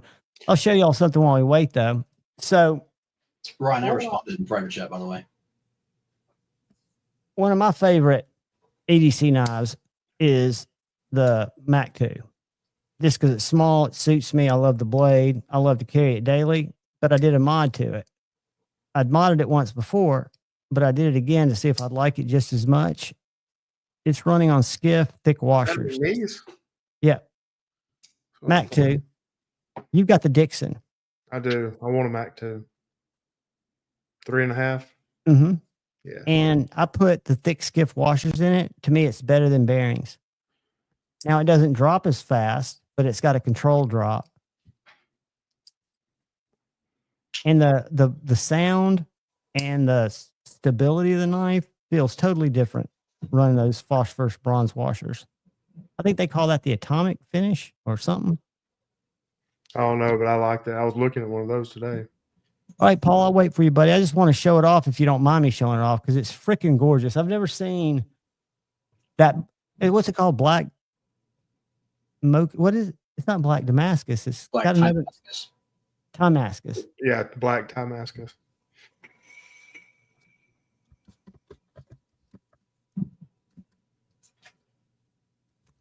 It's on his Insta. Let me go back here and look. I almost bought 2 knives this past week. I was a bad boy, but I didn't. What were you looking at? I don't normally look for anything, but I found a couple of good deals that I was interested in. What attracted you? Someone had a Spyderco Drunken for a little over $300, like $325, and that really kind of. But I hemmed and hawed and wait, and they just sold it, which I'm okay with. And then You were probably hemming and hawing psychologically because you didn't want to invest in it. You're right, exactly. But I mean, I wanted it, but I didn't want it. You know what I mean? Like and then the other one was somebody had a CKF snafu with Damascus inlays. Thanks, buddy. For same price for $325. But All right, guys, this is sick. I want to start with this picture. What? Let me pause it. I've never seen a scale material that looks like this in my life, but Donnie makes shit come off of his hands that I've never seen in my life. So check this out.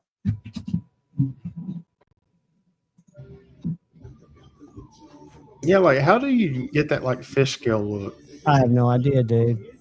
Hold on. That's just the raw material, I think. Yeah. I mean, look how basic he starts from.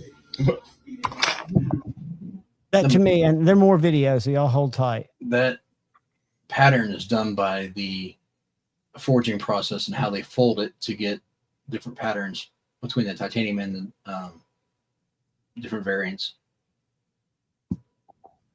Same as like they do with regular. Yeah, like with Damascus when they put like American flags and stuff like that in it. That's wild to me how they do that. A lot of it's trial and error until you get something that you like the way it looks. Yeah. So that's the actual knife that you're having made, Paul, the style, the Predator? Yeah, that's the Predator. I don't know if I've seen that one. Look at the tolerances. I mean, Yeah, you saw it. It was on his table. The prototype was on his table when we were everything he does. I mean, the sound.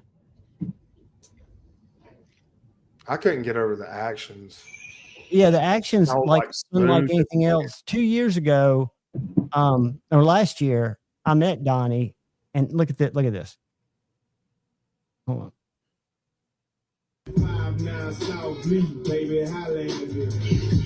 How cool is that going to look? It's gonna be badass. I mean, it looks like faces almost in the. I can't imagine how good it's going to look. That's what you call a handmade knife, though. This is a sparkling video.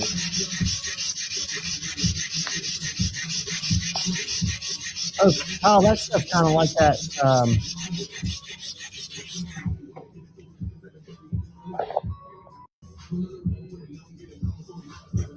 Is all that stuff flammable? Because what were we watching? We were watching Zirconium. Zirconium. Yeah, zirconium is more flammable than Timascus, from what I understand. But a lot of that stuff, depending upon how you're working with it, can be very, very flammable. Congratulations, Josh. What is the dodo? And it also, some of the stuff is very hard to put out. So it's not just that it's flammable, but it's hard to put out. So like if you, I think it was Zerk that if you put water on it, it basically is like a grease fire. It actually gets crazier and out of hand. I think Geek Machinist was here talking about, there he is. He knows more about that than I do. I've not Geek Machinist, and he's asking about the tactile Red Hawk. I've not seen that. I don't know what that is. I don't know what that is either. I read that a second ago. Let me see what I can find on it, because that does is that the fixed blade that could be Taylor Martin, I think, is partnered in. And Josh, is yours a serrated, or did you get the straight dodo? Check this little bad bitch out with the ball lock. This reminds me of, look at that wicked little blade. Oh, yeah. That's scary looking. It is scary looking. A hologron be nice. Speaking of hologrons, I got a sticker. I think I've got one here. I might have given the last one away. I put one on my case. When I bumped into Satu Dave at Blade Show, he gave me a couple stickers that said Barefoot Blades on them. I've got some of his old Satu Life stickers. Remember those? Yeah, you know his channel's not Satu Dave anymore, dude. No shit. I know that. I'm just saying, but I've got some. I didn't know that. When did he change it?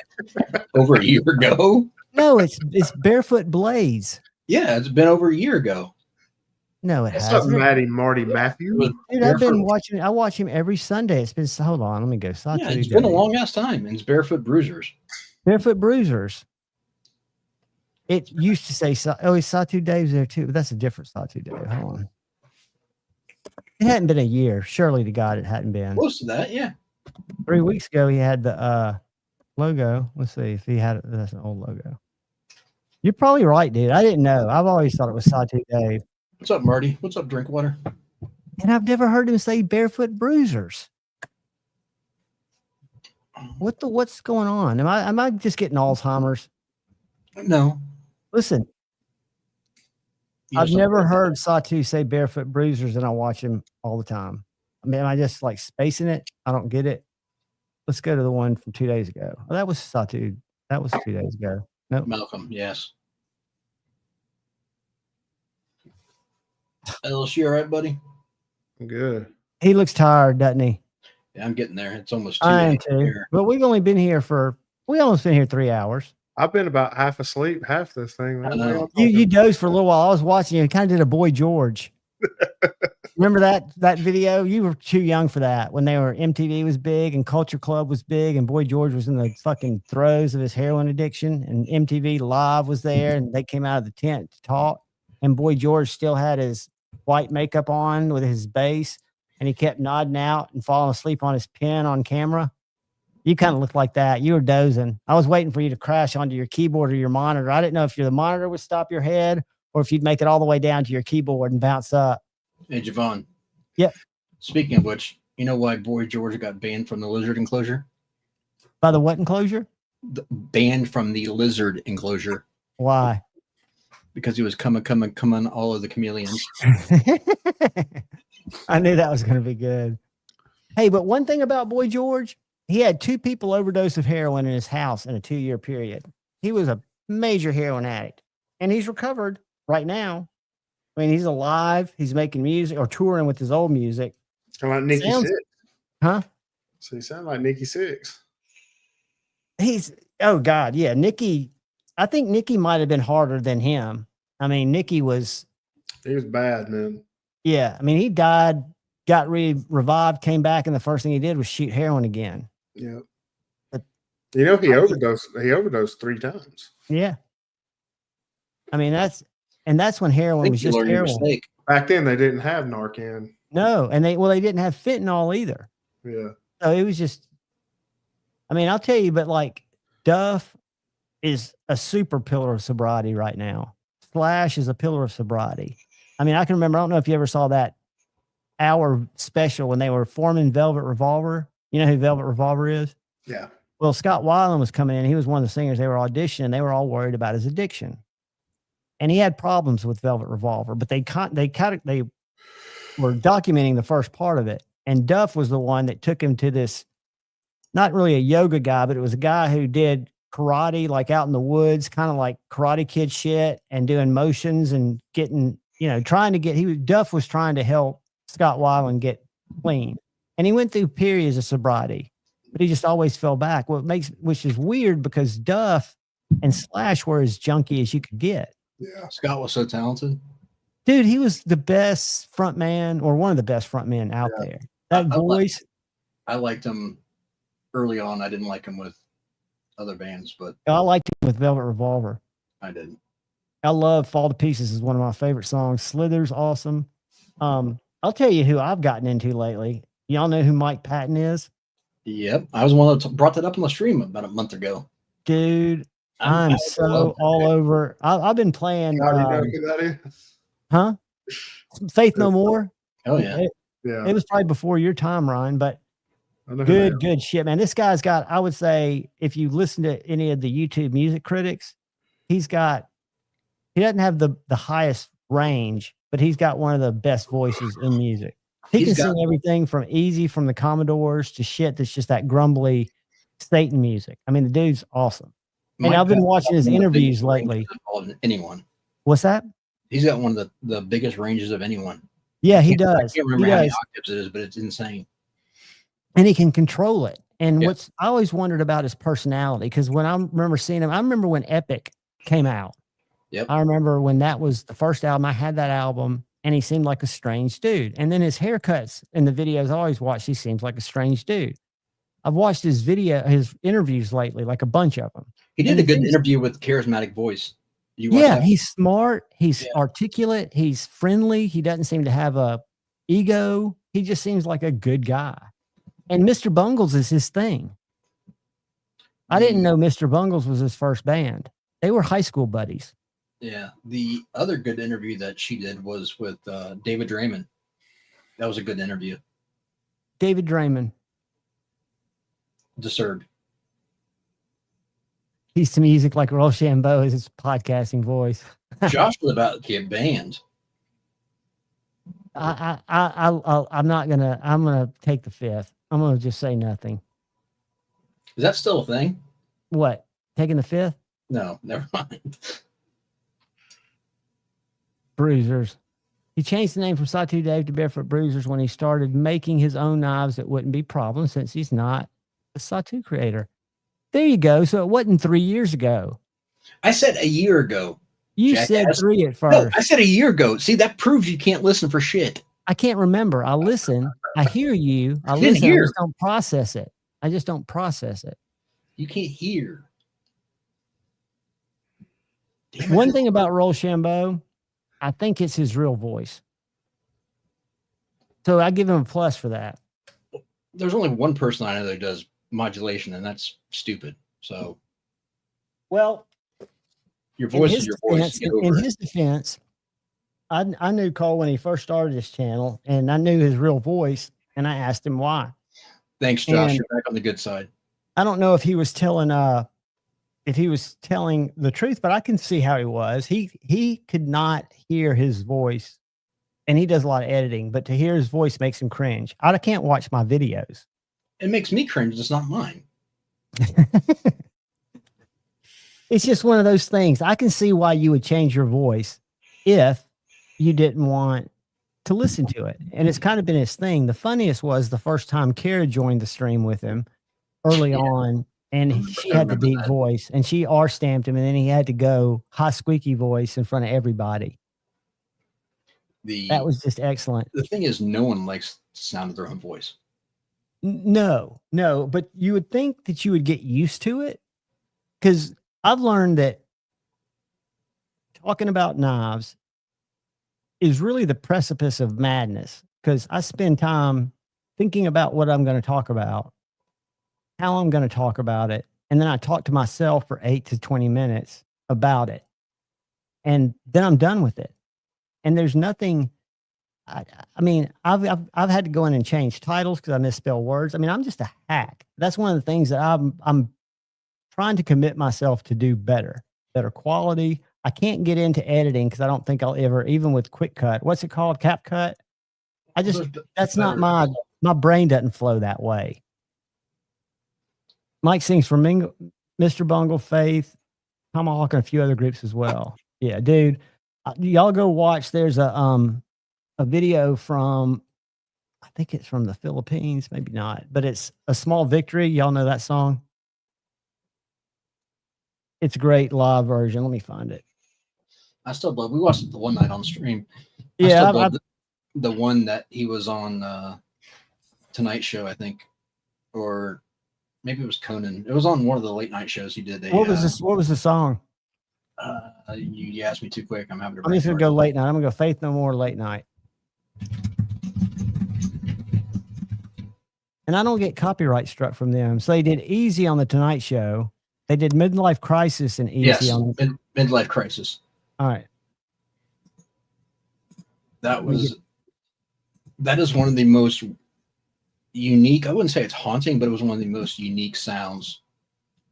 I think the most haunting song ever written, haunting, is Nutshell. Alice in Chains. Yeah. Well, part of that's the delivery as well too. Lane had an interesting way with delivery. With his delivery and the MTV Unplugged version where he was on the verge of death is just incredible. So check this shit out.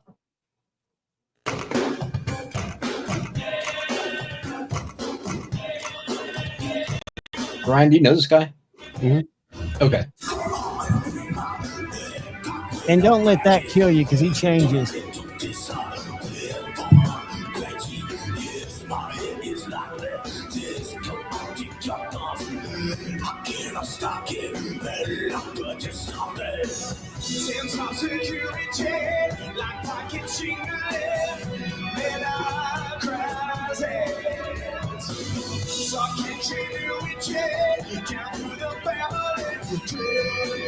He's gone from so low to so fucking high, and now he's getting ready to go screamo.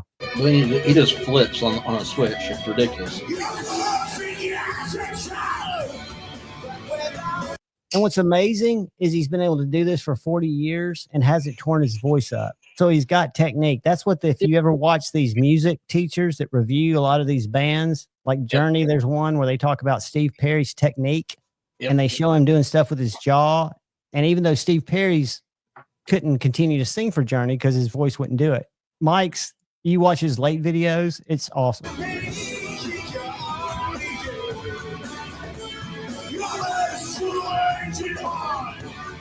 Corey Taylor's a lot like him too. Yeah, I love Corey Taylor. I do so too. Corey Taylor's awesome. Yeah, I'm a big So that's Taylor. one. That's I one like side of Corey Faith No More. Taylor's acoustic stuff too. I want to see what they play next. I watch a lot of those shows we're on. What was that, buddy? So I watch a lot of those shows that are a breakdown of voices and stuff, like Charismatic Voice. The cool thing is, so like with her, she was an opera singer, and I think she's performed on 5 continents and in 16 different languages. She performs in 16 languages? Yeah, she's performed in 16 languages on 5 continents, and she's got like 3 or 4 degrees in music education stuff. She's brilliant. The lady who does all the breakdowns. The what do you call them? It's called the videos? the Charismatic Voice. She's knows everything that she's talking about. But the cool thing is she's doing like breakdown stuff and collabing with Will Ramos and like looking like they're actually putting scopes down his throat and looking at the difference of the screaming and if he's doing it healthy and that kind of stuff. It's wild. She's really getting into the science of stuff. Of keeping your voice healthy. Yeah, and she's the one that I was watching the Journey one on where she was talking about his technique. And this is what else they can do. So check this out.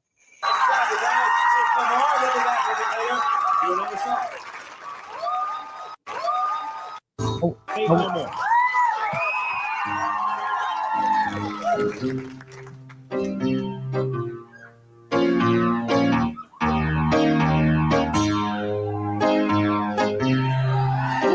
anyone name that tune? Easy. No, it sounds funny, but I just can't stand the pain. Girl, I'm leaving you tomorrow. Seems to me, girl, you know I've heard this you're song. all I came. It's the Commodores. Easy. Lionel Richie sang it. Yep. So it was a Easy. 70s, 80s ballad. And Easy like Sunday morning. yeah, I wanted to Yeah, play that one verse because his voice, if you listen to the inflection in his voice, it's just strong. Then we'll stop this. Javon. All right, go ahead. No, what were you going to say, buddy? I was just going to go ahead and play this. I'll tell you. You see a big stolen borrow. Yeah. Ooh, that's why I'm easy. I'm easy like Sunday morning. Yeah, yeah. The control in his voice is fucking unbelievable. That's why I'm easy. Yeah. I'm easy like Sunday morning. Yeah. I wanna be high, so high. I wanna be free to. Anyways, Faith No More, Mr. Bungles, Mike Patton. If you haven't listened to him, you should. It is good shit. So what I was going to tell you was, speaking of the charismatic voice, you want to watch something that's crazy is when she gets her mind blown, she's on a reaction video with Will Ramos is there with her, and he introduces her to Sleep Token, and watching her go through that is just incredible because Sleep Token's wild to begin with, but seeing her breakdown of it is just insane. And it was cool. Let me see if I can find it. I don't know who Sleep Token is. Is that bad? When did they come out? They've been out for a while, but they're unique to say the least. All right, let's see. Is that Will Ramos and Lorna Shore, right? Yes, that's who. Yeah, she's the one I watched. I forgot. I didn't know her name. Yeah, she's not Lorna Shore. Lorna Shore is Will Ramos's band. Okay. I think this is still the video. Let me stop it. Get it loaded. Pause it. Let me share it. And let's see what this guy's about.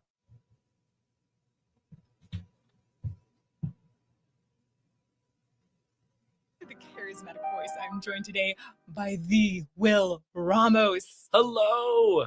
And you can tell. I went too far. I've yet to hear, but this is Will's favorite band. What's your favorite band? My favorite band is Sleep Token. They are so incredibly good, and yeah, they're hot right now. Incredible. I never heard of them, super but I'm excited. Will's old. going to guide me through my first listening. I don't know how to describe them. They're just they're just wild. He's like my daughter's age. Let's get to it. Let's get to it. It's the best band ever. Just want to let you know right now. Perfect. I wouldn't call it the best band ever.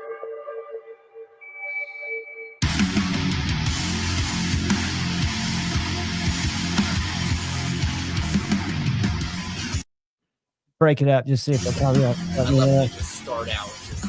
If you go watch this on replay, this won't be here probably. Hit you in the head. I'm sure everybody's going, oh, damn. I've got a river running right into you. I've got a blood trail red in the blue. His voice reminds me of somebody.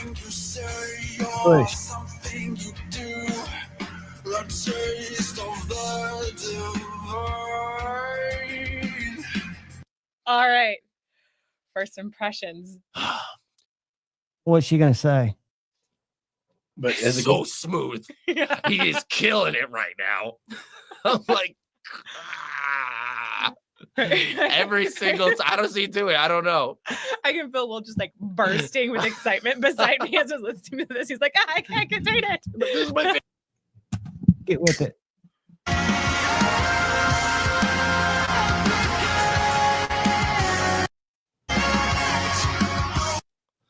Wow. Love that. He is so good.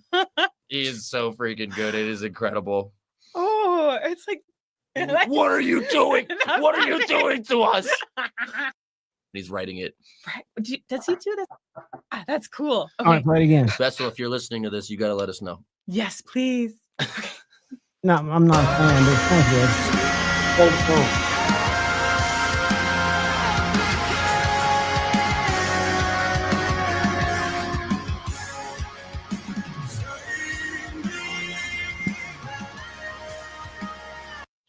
It's good a weird, stuff. it's a weird fusion. He's got all type of interesting vocal range. But Javon, I just threw in the private chat one more for you. I want you to take a look at. That is possibly one of the best covers of all time. I'm going to it right now. And one of my favorite voices of all time. Let me go here and find it. Share it. Let's get to the commercial. There's a lot of war commercials wanting me to sign up. I don't think they take me. What's up, Pedro? What's up, Neil? What's up, guys? I can't see you, but I know you're there. All right, here we go. Don't renew. I know I should. Every time I watch an ad, I get the little thing. Don't you want to renew your YouTube Premium? Yes, I'd love to. All right. Where was it?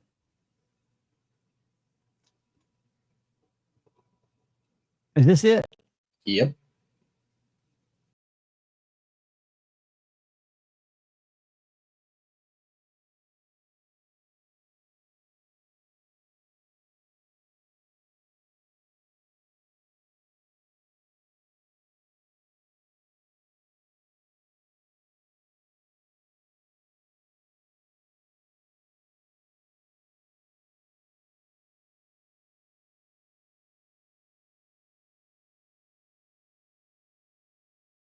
Active for the first time.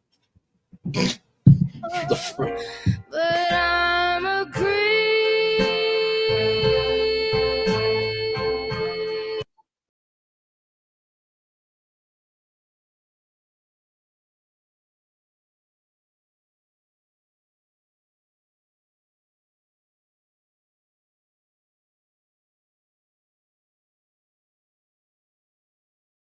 The same emotion, isn't she? Just in a totally different range.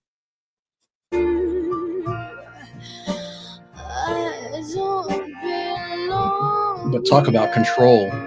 Oh my God. Wait, just wait.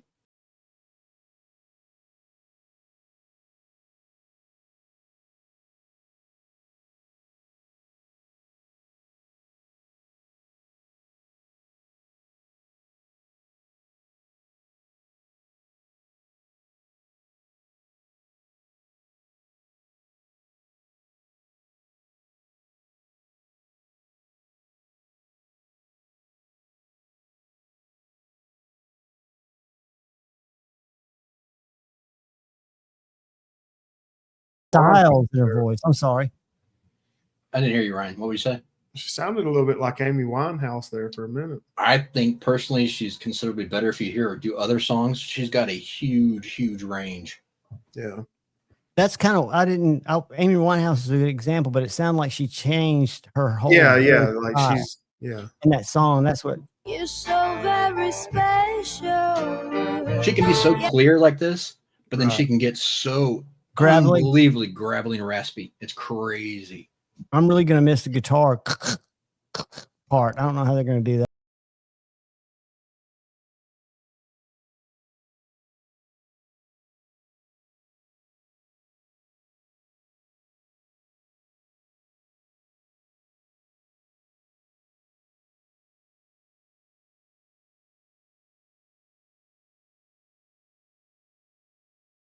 Even though it's deep and I know it's trying to like be at a different range than her, it's not doing it. It's just, it doesn't fit. It's the only thing that doesn't fit. The bass and the piano.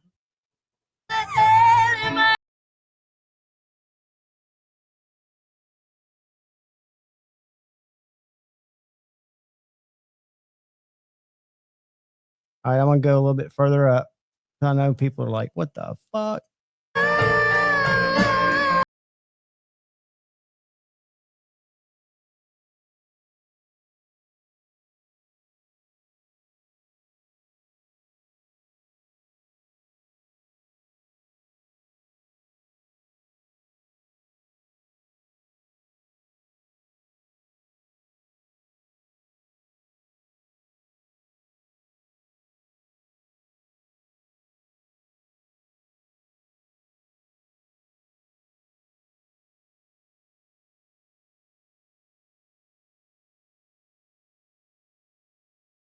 Octave range. God, she is so freaking talented, man. Dude, her range is She's sick. done some amazing covers. She's done that's what postmodern jukebox is. They do covers of stuff, but they do it with the old style band behind.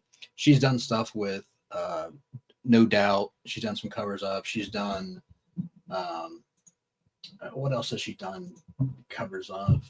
But Haley's freaking talented, dude. Is she American or she's British, right? Or is No, she not? she's American, completely 100%. Does she play with anybody or does she record? She used to, and she went on her own for a while, and then she's got 6.43 million subscribers. She's making more on YouTube. I was about to say she don't have to do much. She's not doing anything on YouTube that I know of. Oh, this is postmodern, so this isn't her channel. No. Yeah, that's postmodern jukebox. She was doing her own album for a while. She was on years ago. She was on American Idol, but didn't win, which was amazing. But isn't that her channel that we were just watching, the reaction channel? No. Charismatic Voice isn't her? No, that's not Charismatic. Different chick. I got you. Haley Reinhart. I got the you. singer that I just showed you on postmodern jukebox. That's Haley Reinhart. I got you. Different. See, I was thinking that the lady that was doing the reaction might have been that same lady singing. My bad. No. My bad. Computer, sorry. No, it's yeah, Haley is the singer, but what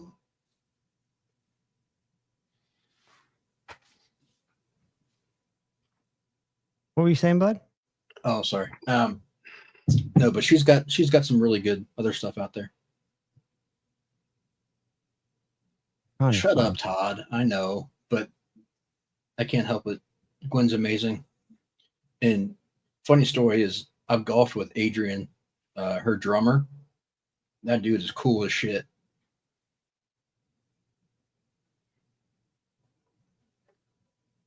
Here's something really cool. I was searching for something back here. I didn't fall asleep on y'all. God damn it. Damn you, ad. Whatever. All right. Check this out real quick. Just a part of it. And then we'll peace out.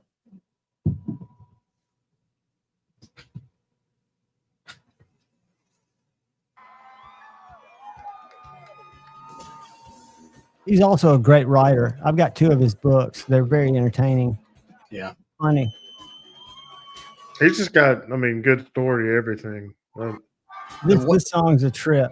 Which one's this? I'm not going to tell you. You'll know it. You'll know it. Right off the beginning, you'll know it. But this is just his acoustic tour. Well, when he does the acoustic of Snuff. Oh, yeah, that was on there. This didn't matter. Every time I hear it. Yeah, it absolutely gives you chills.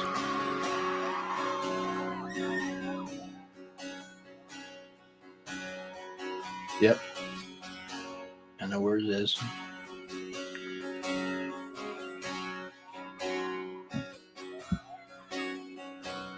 He sings some shit.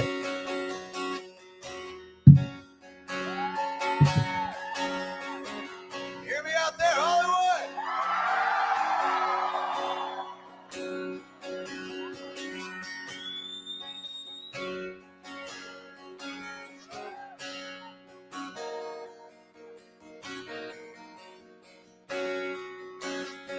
This town. That's a long intro.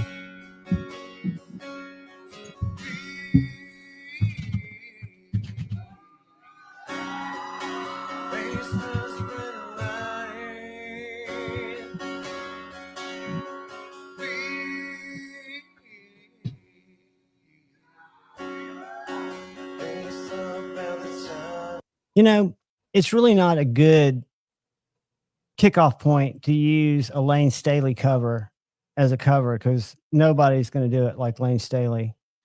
You know, another good singer who gets overlooked a lot from the kind of that era though we were talking This is about how your parents used to make albums. is remember Brent Smith from Shinedown? Oh yeah, that dude has some pipes. And when their cover of Simple Man was pretty amazing too. What happened with them? Did one of them have issues? Because they weren't around that long. He's still around. The band's not, but he's still around. But yeah, like was it 45? That was a good song. Their cover of Shinedown was good. But he had a lot of talent too. That's not the song I thought it was. Hold on, I'm trying to find. I want to find Corey Taylor. What's the guy that died? Taylor Hawkins. Did you hear about Foo Fighters firing their drummer? Yeah. Do you know why they did it? Taylor's son's starting to play with them. Well, I knew they did that back at the award show. But yeah, but now he's going to be there. Talk to your healthcare professional about Ozempic. So he's going to be their full-time drummer now? Yep. Great. I think that's great too. I don't really care for the band, but I'm glad to hear that he's coming in.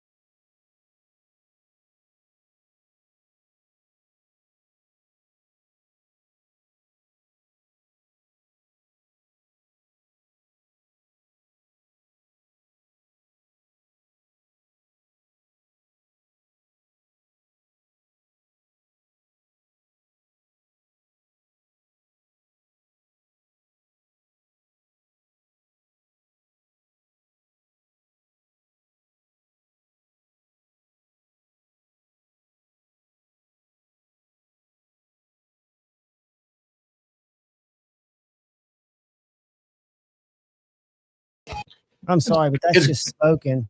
It's great, but it just doesn't have the bite that Lane had. No, nothing's going to have it. That's what I'm saying. You're not going to find anybody, even whoever's touring with Lane Staley or Alice in Chains. What did Richard share? Let me find that. You're not going to ever find anybody that's that, right? I mean, I saw a thing the other day with Jerry Cantrell and who's the guy from Mike from Pearl Jam, not Stone Gossard, but the other guy.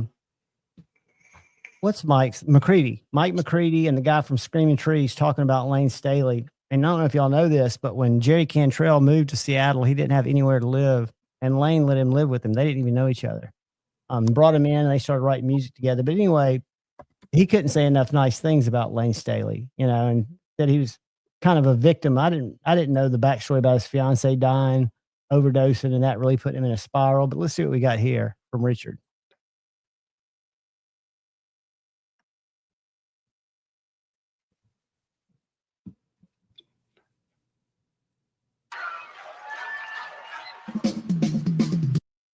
Uh-oh, what happened? What happened?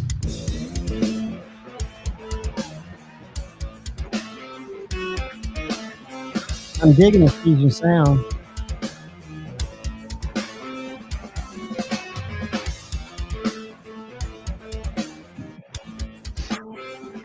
It's a very complicated scale.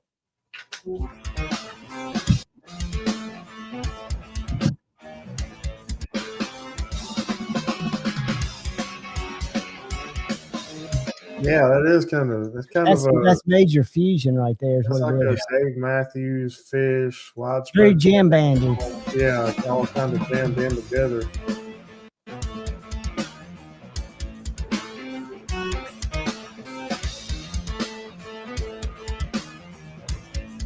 And that's freaking bass. That's not the guitar.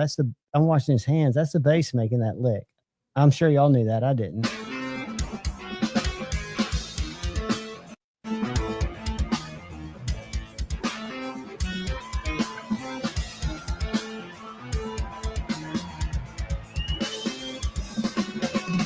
people like this, or Victor Wooten, who's a bass player, or Les Claypool, people that or Flea, people who can really just wail on a bass, or Prince, blow my mind. Because I don't know if y'all have played guitar and have ever tried to play a bass. It's a totally different animal. Similar, but feels totally different. He's gonna say, who we got here? Ryan had to bounce. His laptop died. He just texted me and said he's out. Okay, dude. We're about to bounce out of here. If I can get my freaking thing to. I am too. Yeah, you guys got to get up. What do I have to do tomorrow? I got my video. Oh, they changed a lot. That was a big change, and I have to check this out later too when I can have more time. Why are you doing that?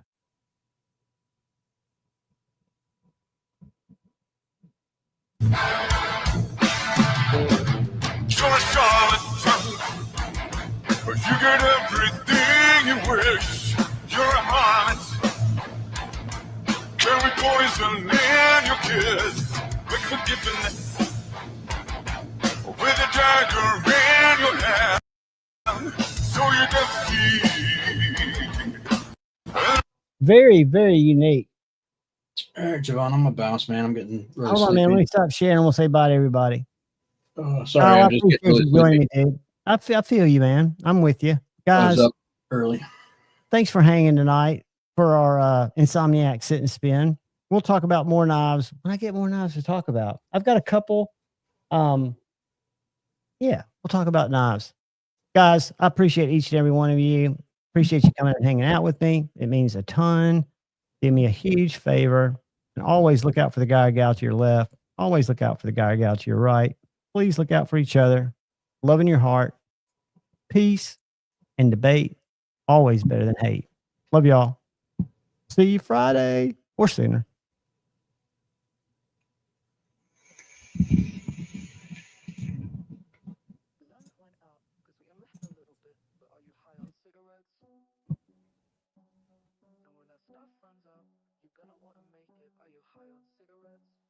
Let's watch Javon's witness and get high on cigarettes. Let's watch Javon's witness and get high on cigarettes. Let's watch Javon's witness and get high on cigarettes. Let's watch Javon's witness and get high.